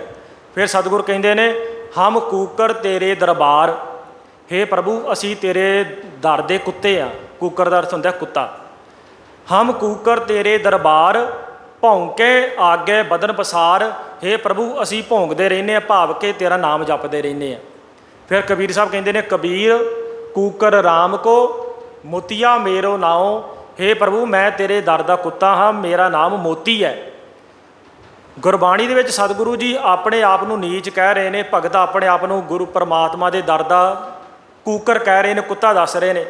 ਗੁਰੂ ਅਰਜਨ ਦੇਵ ਪਾਤਸ਼ਾਹ ਜੀ ਕਹਿਣ ਲੱਗੇ ਕਿ ਇਸ ਗ੍ਰੰਥ ਦੇ ਵਿੱਚ ਕੇਵਲ ਪਰਮਾਤਮਾ ਦੀ ਵਡਿਆਈ ਹੈ, ਇਸ ਗ੍ਰੰਥ ਦੇ ਵਿੱਚ ਹੋਰ ਕਿਸੇ ਦੀ ਉਸਤਤ ਨਹੀਂ ਲਿਖੀ ਜਾ ਸਕਦੀ। 1430 ਅੰਗ ਨੇ ਸਾਧ ਸੰਗਤ ਜੀ, ਪੂਰੀ ਬਾਣੀ ਦੇ ਵਿੱਚ ਕੇਵਲ ਪਰਮਾਤਮਾ ਦੀ ਉਸਤਤ ਹੈ। ਪ੍ਰਭੂ ਨੂੰ ਬਿਹਾਰੀ ਵੀ ਕਿਹਾ ਗਿਆ, ਜਗਜੀਵਨ ਵੀ ਕਿਹਾ ਗਿਆ, ਸ਼ਾਮ ਵੀ ਕਿਹਾ ਗਿਆ, ਅਨੇਕਾਂ ਦੇ ਨਾਮਾਂ ਦੇ ਨਾਲ ਨਾਰਾਇਣ ਵੀ ਕਿਹਾ ਗਿਆ, ਗੋਪਾਲ ਵੀ ਕਿਹਾ ਗਿਆ। ਅਨੇਕਾਂ ਨਾਮਾਂ ਦੇ ਨਾਲ ਗੁਰਬਾਣੀ ਦੇ ਵਿੱਚ ਪ੍ਰਭੂ ਨੂੰ ਸਤਿਗੁਰੂ ਜੀ ਵਡਿਆਉਂਦੇ ਨੇ। ਗੁਰੂ ਅਰਜਨ ਦੇਵ ਪਾਤਸ਼ਾਹ ਜੀ ਕਹਿਣ ਲੱਗੇ ਕਿ ਮਾਂ ਆਪਣੇ ਬੱਚੇ ਵਾਸਤੇ ਭੋਜਨ ਤਿਆਰ ਕਰਦੀ ਹੈ ਅਤੇ ਫਿਰ ਭੋਜਨ ਬਣਾ ਕੇ ਆਪਣੇ ਬੱਚੇ ਨੂੰ ਹੈਲਦੀ ਬਣਾਉਣ ਵਾਸਤੇ, ਤਗੜਾ ਬਣਾਉਣ ਵਾਸਤੇ, ਵੱਡਾ ਕਰਨ ਵਾਸਤੇ ਥਾਲ ਦੇ ਵਿੱਚ ਭੋਜਨ ਪਰੋਸ ਕੇ ਬੱਚੇ ਦੇ ਸਾਹਮਣੇ ਰੱਖਦੀ ਹੈ, ਪਰ ਥਾਲ ਦੇ ਵਿੱਚ ਜ਼ਹਿਰ ਨਹੀਂ ਪਾਉਂਦੀ। ਇਸੇ ਪ੍ਰਕਾਰ ਮੈਂ ਵੀ ਆਪਣੇ ਸਿੱਖਾਂ ਵਾਸਤੇ ਇਹ ਸ਼ਬਦ ਰੂਪੀ ਗੁਰਬਾਣੀ ਰੂਪੀ ਥਾਲ ਪਰੋਸ ਕੇ ਰੱਖਿਆ ਹੈ। ਮਾਨਵਤਾ ਵਾਸਤੇ, ਮਨੁੱਖਤਾ ਦੇ ਭਲੇ ਵਾਸਤੇ ਇਹ ਥਾਲ ਪਰੋਸਿਆ, ਕਿਉਂਕਿ ਗੁਰੂ ਵੀ ਸਾਧ ਸੰਗਤ ਜੀ ਸਾਡੀ ਮਾਂ ਹੈ। ਤੂੰ ਮੇਰਾ ਪਿਤਾ, ਤੂੰ ਹੈ ਮੇਰਾ ਮਾਤਾ, ਤੂੰ ਮੇਰਾ ਬੰਧਵ, ਤੂੰ ਮੇਰਾ ਭਰਾਤਾ, ਤੂੰ ਮੇਰਾ ਰਾਖਾ ਸਭਨੀ ਥਾਈ ਤਾਪੋ ਕਿਹਾ ਕਾੜਾ ਜੀਓ। ਗੁਰੂ ਸਾਡਾ ਪਿਤਾ ਵੀ ਹੈ, ਸਾਡੀ ਮਾਤਾ ਵੀ ਹੈ। ਅਤੇ ਅਸੀਂ ਰਹਿ ਰਾਸ ਦੇ ਵਿੱਚ ਪੜ੍ਹਦੇ ਹਾਂ ਨਾ, ਥਾਲ ਵਿੱਚ ਤਨ ਵਸਤੂ ਪਈਓ ਸਤ ਸੰਤੋਖ ਵਿਚਾਰੋ। ਗੁਰੂ ਨੇ ਸਾਡੇ ਸਾਹਮਣੇ ਇਹ ਗੁਰਬਾਣੀ ਦਾ ਥਾਲ ਰੱਖਿਆ ਹੈ। ਗੁਰੂ ਅਰਜਨ ਦੇਵ ਪਾਤਸ਼ਾਹ ਜੀ ਕਹਿਣ ਲੱਗੇ ਕਿ ਇਸ ਥਾਲ ਦੇ ਵਿੱਚ ਮੈਂ ਜ਼ਹਿਰ ਨਹੀਂ ਪਾ ਸਕਦਾ, ਇਸ ਦੇ ਵਿੱਚ ਕਿਸੇ ਦੀ ਵਡਿਆਈ ਨਹੀਂ ਕੀਤੀ ਜਾ ਸਕਦੀ, ਕੇਵਲ ਪਰਮਾਤਮਾ ਦੀ ਵਡਿਆਈ ਹੈ। ਫਿਰ ਗੁਰੂ ਅਰਜਨ ਦੇਵ ਪਾਤਸ਼ਾਹ ਜੀ ਨੂੰ ਤੀਸਰਾ ਸਵਾਲ ਕੀਤਾ ਗਿਆ ਕਿ ਤੁਸੀਂ ਚੰਦੂ ਦੀ ਲੜਕੀ ਦਾ ਰਿਸ਼ਤਾ ਕਿਉਂ ਮੋੜਿਆ। ਸਤਿਗੁਰੂ ਕਹਿਣ ਲੱਗੇ ਕਿ ਗੁਰੂ ਘਰ ਦੇ ਵਿੱਚ ਹੰਕਾਰ ਦੀ ਕੋਈ ਥਾਂ ਨਹੀਂ ਹੈ। ਜੇਕਰ ਕੋਈ ਨੀਵਾਂ ਹੋ ਕੇ ਆਉਂਦਾ ਹੈ ਅਤੇ ਪੰਡਤ ਗੁਰੂ ਤੇਗ ਬਹਾਦਰ ਸਾਹਿਬ ਜੀ ਦੇ ਕੋਲ ਸਾਧ ਸੰਗਤ ਜੀ ਆਏ ਸਨ, ਗੁਰੂ ਤੇਗ ਬਹਾਦਰ ਸਾਹਿਬ ਜੀ ਨੇ ਆਪਣਾ ਸੀਸ ਵੀ ਦੇ ਦਿੱਤਾ ਸੀ। ਜੇਕਰ ਕੋਈ ਨੀਵਾਂ ਹੋ ਕੇ ਆਉਂਦਾ ਹੈ ਅਤੇ ਗੁਰੂ ਆਪਣਾ ਸੀਸ ਵੀ ਦੇ ਦਿੰਦਾ, ਪਰ ਜੇਕਰ ਕੋਈ ਚੜ੍ਹ ਕੇ ਆਵੇ, ਹੰਕਾਰ ਦੇ ਵਿੱਚ ਆਵੇ, ਅਤੇ ਸਾਧ ਸੰਗਤ ਜੀ ਫਿਰ ਉਹ ਕਦੀ ਗੁਰੂ ਘਰ ਤੋਂ ਆਪਣੀਆਂ ਮਨ ਮੰਗੀਆਂ, ਆਪਣੀਆਂ ਮਨ ਚਾਹਤ ਮੰਗਾਂ ਫਲ ਪ੍ਰਾਪਤ ਨਹੀਂ ਕਰ ਸਕਦਾ। ਅਖੀਰ ਦੇ ਵਿੱਚ ਗੁਰੂ ਅਰਜਨ ਦੇਵ ਪਾਤਸ਼ਾਹ ਜੀ ਨੂੰ ਕਿਹਾ ਗਿਆ ਕਿ ਤੁਸੀਂ ਇਸਲਾਮ ਧਰਮ ਕਬੂਲ ਕਰ ਲਵੋ। ਸਤਿਗੁਰੂ ਕਹਿਣ ਲੱਗੇ ਕਿ ਤੁਹਾਨੂੰ ਤੁਹਾਡਾ ਧਰਮ ਮੁਬਾਰਕ ਹੈ ਅਤੇ ਸਾਨੂੰ ਸਾਡਾ ਧਰਮ ਚੰਗਾ ਹੈ, ਅਸੀਂ ਆਪਣਾ ਧਰਮ ਨਹੀਂ ਛੱਡ ਸਕਦੇ। ਗੁਰੂ ਅਰਜਨ ਦੇਵ ਪਾਤਸ਼ਾਹ ਜੀ ਨੂੰ ਪਹਿਲਾਂ ਤਵੀ ਦੇ ਉੱਤੇ ਬਿਠਾਇਆ ਗਿਆ, ਸਤਿਗੁਰਾਂ ਦੇ ਕੇਸਾਂ ਦੇ ਵਿੱਚ ਤੱਤਾ ਰੇਤਾ ਪਾਇਆ ਗਿਆ। ਆ ਜਿਹੜੀਆਂ ਅਸੀਂ ਫੋਟੋਆਂ ਵੇਖਦੇ ਹਾਂ ਨਾ ਸਾਧ ਸੰਗਤ ਜੀ, ਫੋਟੋਆਂ ਦੇ ਵਿੱਚ ਗੁਰੂ ਸਾਹਿਬ ਜੀ ਦੀ ਪੱਗ ਬੱਝੀ ਹੋਈ ਹੈ ਔਰ ਪੱਗ ਦੇ ਉੱਤੇ ਰੇਤਾ ਪਾਇਆ ਜਾ ਰਿਹਾ। ਫੋਟੋ ਵਾਲੇ ਜਿਹੜੇ ਚਿੱਤਰਕਾਰ ਨੇ ਉਹ ਕਿਸੇ ਪ੍ਰਕਾਰ ਦੀ ਫੋਟੋ ਬਣਾ ਲੈਂਦੇ ਨੇ, ਪਰ ਜਦੋਂ ਪੁਲਿਸ ਵਾਲਿਆਂ ਨੇ ਕਿਸੇ ਨੂੰ ਤਸੀਹੇ ਦੇਣੇ ਹੁੰਦੇ ਨੇ, ਜਿਸ ਤਰ੍ਹਾਂ ਖਾੜਕੂ ਸਿੰਘਾਂ ਨੂੰ ਵੀ ਤਸੀਹੇ ਦੇ ਦੇ ਕੇ ਸ਼ਹੀਦ ਕੀਤਾ ਗਿਆ, ਉਹਨਾਂ ਦੇ ਨਾਲ ਪੁਲਿਸ ਵਾਲੇ ਕੋਈ ਘੱਟ ਨਹੀਂ ਕਰਦੇ। ਗੁਰੂ ਅਰਜਨ ਦੇਵ ਪਾਤਸ਼ਾਹ ਜੀ ਦੇ ਕੇਸਾਂ ਦੇ ਵਿੱਚ ਤੱਤਾ ਰੇਤਾ ਪਾਇਆ ਗਿਆ, ਉਹਨਾਂ ਦੀ ਪੱਗ ਦੇ ਉੱਤੇ ਰੇਤਾ ਨਹੀਂ ਪਾਇਆ ਗਿਆ। ਉਹਨਾਂ ਦੇ ਕੇਸਾਂ ਦੇ ਵਿੱਚ ਰੇਤਾ ਪਾਇਆ, ਉਹਨਾਂ ਨੂੰ ਉਹਨਾਂ ਦੇ ਕੇਸਾਂ ਦੇ ਵਿੱਚ ਰੇਤਾ ਪਾ ਕੇ ਫਿਰ ਉਹਨਾਂ ਨੂੰ ਦੇਗ ਦੇ ਵਿੱਚ ਉਬਾਲਿਆ ਗਿਆ, ਜਿਸ ਤਰ੍ਹਾਂ ਭਾਈ ਦਿਆਲਾ ਜੀ ਨੂੰ ਉਬਾਲਿਆ ਸੀ ਆਲੂ ਵਾਂਗੂ। 5 ਦਿਨ ਸਾਧ ਸੰਗਤ ਜੀ ਗੁਰੂ ਅਰਜਨ ਦੇਵ ਪਾਤਸ਼ਾਹ ਜੀ ਨੂੰ ਇਸ ਤਰ੍ਹਾਂ ਤਸੀਹੇ ਦਿੱਤੇ ਗਏ, ਪਰ ਗੁਰੂ ਅਰਜਨ ਦੇਵ ਪਾਤਸ਼ਾਹ ਜੀ ਨੇ ਇੱਕ ਵਾਰੀ ਵੀ ਆਪਣੇ ਮੂੰਹ ਤੋਂ ਹਾਏ ਨਹੀਂ ਆਖਿਆ, ਇੱਕ ਵਾਰੀ ਵੀ ਪਰਮਾਤਮਾ ਨੂੰ ਮਿਹਣਾ ਨਹੀਂ ਮਾਰਿਆ। ਸਗੋਂ ਗੁਰੂ ਅਰਜਨ ਦੇਵ ਪਾਤਸ਼ਾਹ ਜੀ ਤੱਤੀ ਤਵੀ ਦੇ ਉੱਤੇ ਬੈਠ ਕੇ ਕੀ ਕਹਿ ਰਹੇ ਨੇ ਕਿ ਤੇਰਾ ਕੀਆ ਮੀਠਾ ਲੱਗੈ ਹਰ ਨਾਮ ਪਦਾਰਥ ਨਾਨਕ ਮੰਗੈ, ਹੇ ਪ੍ਰਭੂ ਮੈਨੂੰ ਤੇਰਾ ਕੀਤਾ ਮਿੱਠਾ ਲੱਗ ਰਿਹਾ ਹੈ, ਨਾਨਕ ਦਾਸ ਤੇਰੇ ਕੋਲੋਂ ਤੇਰੇ ਨਾਮ ਦੀ ਭੀਖ ਮੰਗਦਾ ਹੈ। ਇਸ ਪ੍ਰਕਾਰ ਸਾਧ ਸੰਗਤ ਜੀ ਗੁਰੂ ਅਰਜਨ ਦੇਵ ਪਾਤਸ਼ਾਹ ਜੀ ਨੇ ਸਿੱਖੀ ਸਿਧਾਂਤਾਂ ਦੇ ਨਾਲ, ਗੁਰਮਤਿ ਦੇ ਨਾਲ, ਗੁਰਬਾਣੀ ਦੇ ਨਾਲ ਕੋਈ ਸਮਝੌਤਾ ਨਹੀਂ ਕੀਤਾ, ਸਗੋਂ ਗੁਰਬਾਣੀ ਸਿਧਾਂਤਾਂ ਵਾਸਤੇ, ਗੁਰਬਾਣੀ ਗੁਰਮਤਿ ਵਾਸਤੇ ਸਤਿਗੁਰੂ ਜੀ ਸ਼ਹੀਦੀ ਦਾ ਜਾਮ ਪੀਂਦੇ ਨੇ। ਗੁਰੂ ਅਰਜਨ ਦੇਵ ਪਾਤਸ਼ਾਹ ਜੀ ਦੀ ਸ਼ਹਾਦਤ ਲਾਸਾਨੀ ਸ਼ਹਾਦਤ ਹੈ। ਗੁਰੂ ਅਰਜਨ ਦੇਵ ਪਾਤਸ਼ਾਹ ਜੀ ਨੇ ਸ਼ਹਾਦਤ ਦਾ ਪਿੜ ਬੰਨਿਆ ਹੈ। ਗੁਰੂ ਅਰਜਨ ਦੇਵ ਪਾਤਸ਼ਾਹ ਜੀ ਨੂੰ ਸ਼ਹੀਦਾਂ ਦਾ ਸਿਰਤਾਜ ਮੰਨਿਆ ਗਿਆ ਹੈ। ਸਾਧ ਸੰਗਤ ਜੀ, ਗੁਰੂ ਅਰਜਨ ਦੇਵ ਪਾਤਸ਼ਾਹ ਜੀ ਨੂੰ ਸੰਨ 1606 ਦੇ ਵਿੱਚ ਰਾਵੀ ਦਰਿਆ ਦੇ ਵਿੱਚ ਰੋੜ ਦਿੱਤਾ। ਇਸ ਪ੍ਰਕਾਰ ਸਤਿਗੁਰੂ ਜੀ ਸ਼ਹਾਦਤ ਦਾ ਜਾਮ ਪੀਂਦੇ ਨੇ ਤੇ ਸਤਿਗੁਰਾਂ ਦੇ ਪਾਏ ਹੋਏ ਪੂਰਨਿਆਂ ਦੇ ਉੱਤੇ ਸਾਧ ਸੰਗਤ ਜੀ ਆਪਾਂ ਚੱਲਣਾ ਹੈ। ਗੁਰੂ ਅਰਜਨ ਦੇਵ ਪਾਤਸ਼ਾਹ ਜੀ ਦੀ ਸਾਨੂੰ ਬਹੁਤ ਵੱਡੀ ਦਾਤ ਸਤਿਗੁਰਾਂ ਨੇ ਸਾਨੂੰ ਇਹ ਗੁਰੂ ਗ੍ਰੰਥ ਸਾਹਿਬ ਪਾਤਸ਼ਾਹ ਜੀ ਦੀ ਜੋ ਬਖਸ਼ਿਸ਼ ਕੀਤੀ ਹੈ, ਇਹ ਬਹੁਤ ਮਹਾਨ ਬਖਸ਼ਿਸ਼ ਸਤਿਗੁਰਾਂ ਨੇ ਸਾਡੇ 'ਤੇ ਵਰਤਾਈ ਹੈ। ਗੁਰੂ ਗ੍ਰੰਥ ਸਾਹਿਬ ਜੀ ਨੂੰ ਜਿੱਥੇ ਅਸੀਂ ਮੱਥਾ ਟੇਕਦੇ ਹਾਂ, ਉੱਥੇ ਇਸ ਸਮੁੱਚੀ ਬਾਣੀ ਦਾ ਅਸੀਂ ਸਹਿਜ ਪਾਠ ਕਰੀਏ, ਗੁਰਬਾਣੀ ਨੂੰ ਸਮਝੀਏ। ਕਿਉਂਕਿ ਕੇਵਲ ਮੱਥਾ ਨਹੀਂ ਟੇਕਣਾ, ਗੁਰੂ ਅਰਜਨ ਦੇਵ ਪਾਤਸ਼ਾਹ ਜੀ ਨੂੰ 3 ਸਾਲ ਲੱਗ ਗਏ ਸਨ। ਭਾਈ ਗੁਰਦਾਸ ਜੀ ਨੂੰ ਲਖਾਰੀ ਲਾ ਕੇ ਰਾਮਸਰ ਦੀ ਧਰਤੀ ਦੇ ਉੱਤੇ ਗੁਰੂ ਅਰਜਨ ਦੇਵ ਪਾਤਸ਼ਾਹ ਜੀ ਨੇ ਇਹ ਬਾਣੀ ਜਿਹੜੀ ਹੈ ਭਾਈ ਗੁਰਦਾਸ ਜੀ ਕੋਲੋਂ ਕਲਮਬੰਦ ਕਰਾਈ ਹੈ। 3 ਸਾਲਾਂ ਦੇ ਵਿੱਚ ਸੰਨ 1604 ਦੇ ਵਿੱਚ ਜਾ ਕੇ ਫਿਰ ਸ਼੍ਰੀ ਹਰਿਮੰਦਰ ਸਾਹਿਬ ਪ੍ਰਕਾਸ਼ ਕੀਤਾ ਹੈ ਪੰਚਮ ਪਿਤਾ ਨੇ। ਗੁਰੂ ਗ੍ਰੰਥ ਸਾਹਿਬ ਜੀ ਦੀ ਇਹ ਬਾਣੀ, ਜਿਸ ਦੇ ਵਿੱਚ ਇਤਨੇ ਅਨਮੋਲ ਰਤਨ ਨੇ, ਜਿਸ ਤਰ੍ਹਾਂ ਸਮੁੰਦਰ ਦੇ ਵਿੱਚ ਜਿਤਨਾ ਕੋਈ ਡੂੰਘਾ ਜਾਂਦਾ ਹੈ, ਉਤਨਾ ਹੀ ਉਸ ਨੂੰ ਹੀਰੇ ਮੋਤੀ ਤੇ ਸਿੱਪੀ, ਅਨਮੋਲ ਹੀਰੇ ਜਵਾਹਰਾਤ ਜਿਹੜੇ ਨੇ ਪ੍ਰਾਪਤ ਹੁੰਦੇ ਨੇ। ਗੁਰਬਾਣੀ ਜਿਹੜੀ ਹੈ ਇਹ ਅਥਾਹ ਤੇ ਅਗੰਮ ਡੂੰਘਾ ਸਮੁੰਦਰ ਹੈ। ਜਿਤਨਾ ਅਸੀਂ ਇਸ ਦੇ ਵਿੱਚ ਜਾਵਾਂਗੇ, ਉਤਨੇ ਹੀ ਸਾਧ ਸੰਗਤ ਜੀ ਇਸ ਦੇ ਵਿੱਚੋਂ ਸਾਨੂੰ ਅਨਮੋਲ ਦਾਤਾਂ ਪ੍ਰਾਪਤ ਹੋਣਗੀਆਂ। ਇਸ ਕਰਕੇ ਜਿੱਥੇ ਅਸੀਂ ਗੁਰਬਾਣੀ ਨੂੰ ਪੜ੍ਹਦੇ ਹਾਂ, ਉੱਥੇ ਅਸੀਂ ਗੁਰਬਾਣੀ ਨੂੰ ਸਮਝੀਏ। 1430 ਅੰਕ ਨੇ ਗੁਰੂ ਗ੍ਰੰਥ ਸਾਹਿਬ ਜੀ ਦੇ ਵਿੱਚ, 35 ਮਹਾਂਪੁਰਸ਼ਾਂ ਦੀ ਬਾਣੀ ਹੈ ਔਰ 15 ਭਗਤਾਂ ਦੀ ਬਾਣੀ ਹੈ, 11 ਭੱਟ ਨੇ। 1430 ਅੰਗ ਨੇ। ਜੇਕਰ ਅਸੀਂ ਰੋਜ਼ ਦੇ 5-5, 6-6 ਅੰਗ ਵੀ ਜੇਕਰ ਅਸੀਂ ਪੜ੍ਹੀਏ ਤਾਂ ਸਾਧ ਸੰਗਤ ਜੀ 9 ਮਹੀਨਿਆਂ ਦੇ ਵਿੱਚ ਸਹਿਜ ਪਾਠ ਹੋ ਜਾਂਦਾ ਹੈ।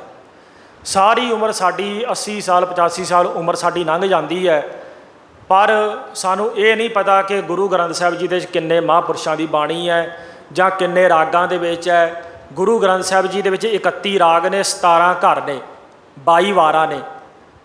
ਇਸ ਕਰਕੇ ਸਬਜ਼ੀ ਦੇ ਵਿੱਚ ਕੜਛੀ ਘੁੰਮਦੀ ਹੈ, ਕਿੰਨੀਆਂ ਸਬਜ਼ੀਆਂ ਦੇ ਵਿੱਚ ਕੜਛੀ ਨੂੰ ਘੁਮਾਇਆ ਜਾਂਦਾ, ਪਰ ਕੜਛੀ ਨੂੰ ਕਿਸੇ ਸਬਜ਼ੀ ਦੇ ਸਵਾਦ ਦਾ ਨਹੀਂ ਪਤਾ। ਅਸੀਂ ਰੋਟੀ ਖਾਂਦੇ ਹਾਂ, ਬੁਰਕੀ ਤੋੜ ਕੇ ਅਸੀਂ ਪਹਿਲਾਂ ਬੁਰਕੀ ਨੂੰ ਚੱਬਦੇ ਹਾਂ ਅਤੇ ਚੱਬ ਕੇ ਫਿਰ ਸਾਨੂੰ ਬੁਰਕੀ ਦੇ ਵਿੱਚੋਂ ਸਵਾਦ ਆਉਂਦਾ। ਫਿਰ ਬੁਰਕੀ ਜਿਹੜੀ ਹੈ ਸਾਡੇ ਅੰਦਰ ਜਾ ਕੇ ਖੂਨ ਬਣਦੀ ਹੈ, ਤਾਕਤ ਬਣਦੀ ਹੈ। ਇਸੇ ਪ੍ਰਕਾਰ ਜਦੋਂ ਅਸੀਂ ਬਾਣੀ ਨੂੰ ਵੀ ਚੱਬ ਕੇ ਖਾਵਾਂਗੇ, ਭਾਵ ਕੇ ਸਮਝ ਕੇ ਬਾਣੀ ਪੜ੍ਹਾਂਗੇ, ਤਾਂ ਸਾਧ ਸੰਗਤ ਜੀ ਸਾਨੂੰ ਜਿਸ ਤਰ੍ਹਾਂ ਬੁਰਕੀ ਦੇ ਵਿੱਚੋਂ ਸਵਾਦ ਹੁੰਦਾ ਹੈ, ਸਾਨੂੰ ਬਾਣੀ ਦੇ ਵਿੱਚੋਂ ਵੀ ਸਾਨੂੰ ਰਸ ਆਵੇਗਾ, ਸਵਾਦ ਆਵੇਗਾ। ਦੁਨੀਆ ਦੇ ਜਿੰਨੇ ਵੀ ਰਸ ਨੇ ਉਹ ਹੌਲੀ ਹੌਲੀ ਫਿੱਕੇ ਪੈ ਜਾਂਦੇ ਨੇ। ਕੋਈ ਚੀਜ਼ ਸਾਨੂੰ ਬੜੀ ਸਵਾਦ ਲੱਗਦੀ ਹੈ, ਕਿਸੇ ਨੂੰ ਮਟਰ ਪਨੀਰ ਸਵਾਦ ਲੱਗਦਾ, ਕਿਸੇ ਨੂੰ ਪਰੌਂਠੇ ਸਵਾਦ ਲੱਗਦੇ ਨੇ। ਅਸੀਂ ਕਿਤਨਾ ਕੁ ਉਸ ਚੀਜ਼ ਨੂੰ ਲਗਾਤਾਰ ਖਾ ਸਕਦੇ ਹਾਂ? 2 ਦਿਨ ਖਾ ਲਵਾਂਗੇ, 3 ਦਿਨ ਖਾ ਲਵਾਂਗੇ। ਸਾਡੀ ਕੌਮ ਦੇ ਮਹਾਨ ਵਿਦਵਾਨ ਸੰਤ ਸਿੰਘ ਜੀ ਮਸਕੀਨ ਸਾਹਿਬ, ਉਹ ਇੱਕ ਥਾਂ 'ਤੇ ਕਥਾ ਕਰਨ ਵਾਸਤੇ ਗਏ ਅਤੇ ਉਹਨਾਂ ਨੂੰ ਭਿੰਡੀ ਦੀ ਸਬਜ਼ੀ ਬੜੀ ਸਵਾਦ ਲੱਗਦੀ ਸੀ। ਉਹ ਜਿੱਥੇ ਕਥਾ ਕਰਨ ਵਾਸਤੇ ਗਏ, ਉਹਨਾਂ ਨੂੰ ਪਤਾ ਲੱਗ ਗਿਆ ਕਿ ਇਹਨਾਂ ਨੂੰ ਭਿੰਡੀ ਦੀ ਸਬਜ਼ੀ ਬੜੀ ਸਵਾਦ ਲੱਗਦੀ ਹੈ। ਉਹਨਾਂ ਨੇ ਸਵੇਰੇ ਵੀ ਭਿੰਡੀ, ਦੁਪਹਿਰੇ ਭਿੰਡੀ, ਰਾਤ ਨੂੰ ਭਿੰਡੀ, 2 ਦਿਨ 3 ਦਿਨ 4 ਦਿਨ ਹੋ ਗਏ।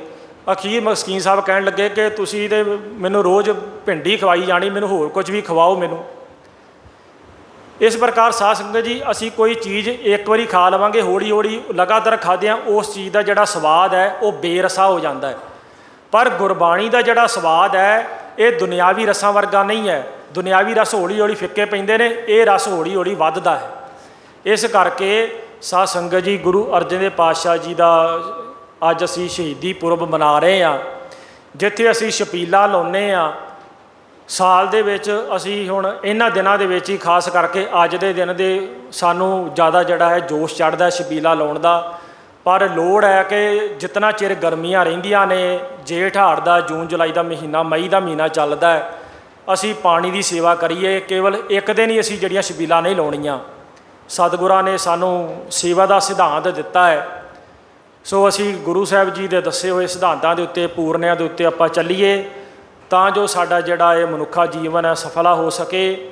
ਗੁਰੂ ਅਰਜਨ ਦੇਵ ਪਾਤਸ਼ਾਹ ਜੀ ਦੇ ਬਚਨ ਤੇ ਫਿਰ ਸਮਾਪਤੀ ਕਰੀਏ। ਸਤਿਗੁਰ ਫਰਮਾਉਂਦੇ ਨੇ ਕਿ ਭਾਈ ਭਈ ਪ੍ਰਾਪਤ ਮਾਨੁਖ ਦੇ ਹੋਰੀਆ, ਗੋਬਿੰਦ ਮਿਲਣ ਕੀ ਇਹ ਤੇਰੀ ਬਰੀਆ। ਇਹ ਤੇਰੀ ਵਾਰੀ ਹੈ ਗੋਬਿੰਦ ਨੂੰ ਮਿਲਣ ਦੀ, ਪਰਮਾਤਮਾ ਨੂੰ ਮਿਲਣ ਦੀ। ਇਹ ਮਨੁੱਖਾ ਦੇਈ ਤੈਨੂੰ ਪ੍ਰਾਪਤ ਹੋਈ ਹੈ, ਇਹ ਮੁੜ ਮੁੜ ਨਹੀਂ ਪ੍ਰਾਪਤ ਹੋਣੀ। ਸੋ ਇਸ ਕਰਕੇ ਜਿਨ੍ਹਾਂ ਨੇ ਖੰਡੇ ਬਾੜੇ ਦਾ ਅੰਮ੍ਰਿਤ ਨਹੀਂ ਛਕਿਆ, ਉਹ ਖੰਡੇ ਬਾੜੇ ਦਾ ਅੰਮ੍ਰਿਤ ਛਕੋ, ਗੁਰੂ ਵਾਲੇ ਬਣੋ, ਗੁਰੂ ਗੋਬਿੰਦ ਸਿੰਘ ਪਾਤਸ਼ਾਹ ਜੀ ਦੇ ਸਕੂਲ ਦੇ ਵਿੱਚ ਦਾਖਲਾ ਲਵੋ। ਇਤਨੀਆਂ ਕੁ ਵਿਚਾਰਾਂ ਕਰਦਾ ਦਾਸ ਖਿਮਾ ਦਾ ਜਾਚਕ ਹੈ। ਸਤਿਗੁਰੂ ਸਾਨੂੰ ਸਾਰਿਆਂ ਨੂੰ ਗੁਰਬਾਣੀ, ਗੁਰਸਿੱਖੀ, ਅੰਮ੍ਰਿਤ ਵੇਲੇ ਦੀ ਦਾਤ ਬਖਸ਼ਣ ਜੀ। ਭੁੱਲਾਂ ਚੁੱਕਾਂ ਦੀ ਖਿਮਾ। ਵਾਹਿਗੁਰੂ ਜੀ ਕਾ ਖਾਲਸਾ, ਵਾਹਿਗੁਰੂ ਜੀ ਕੀ ਫਤਿਹ।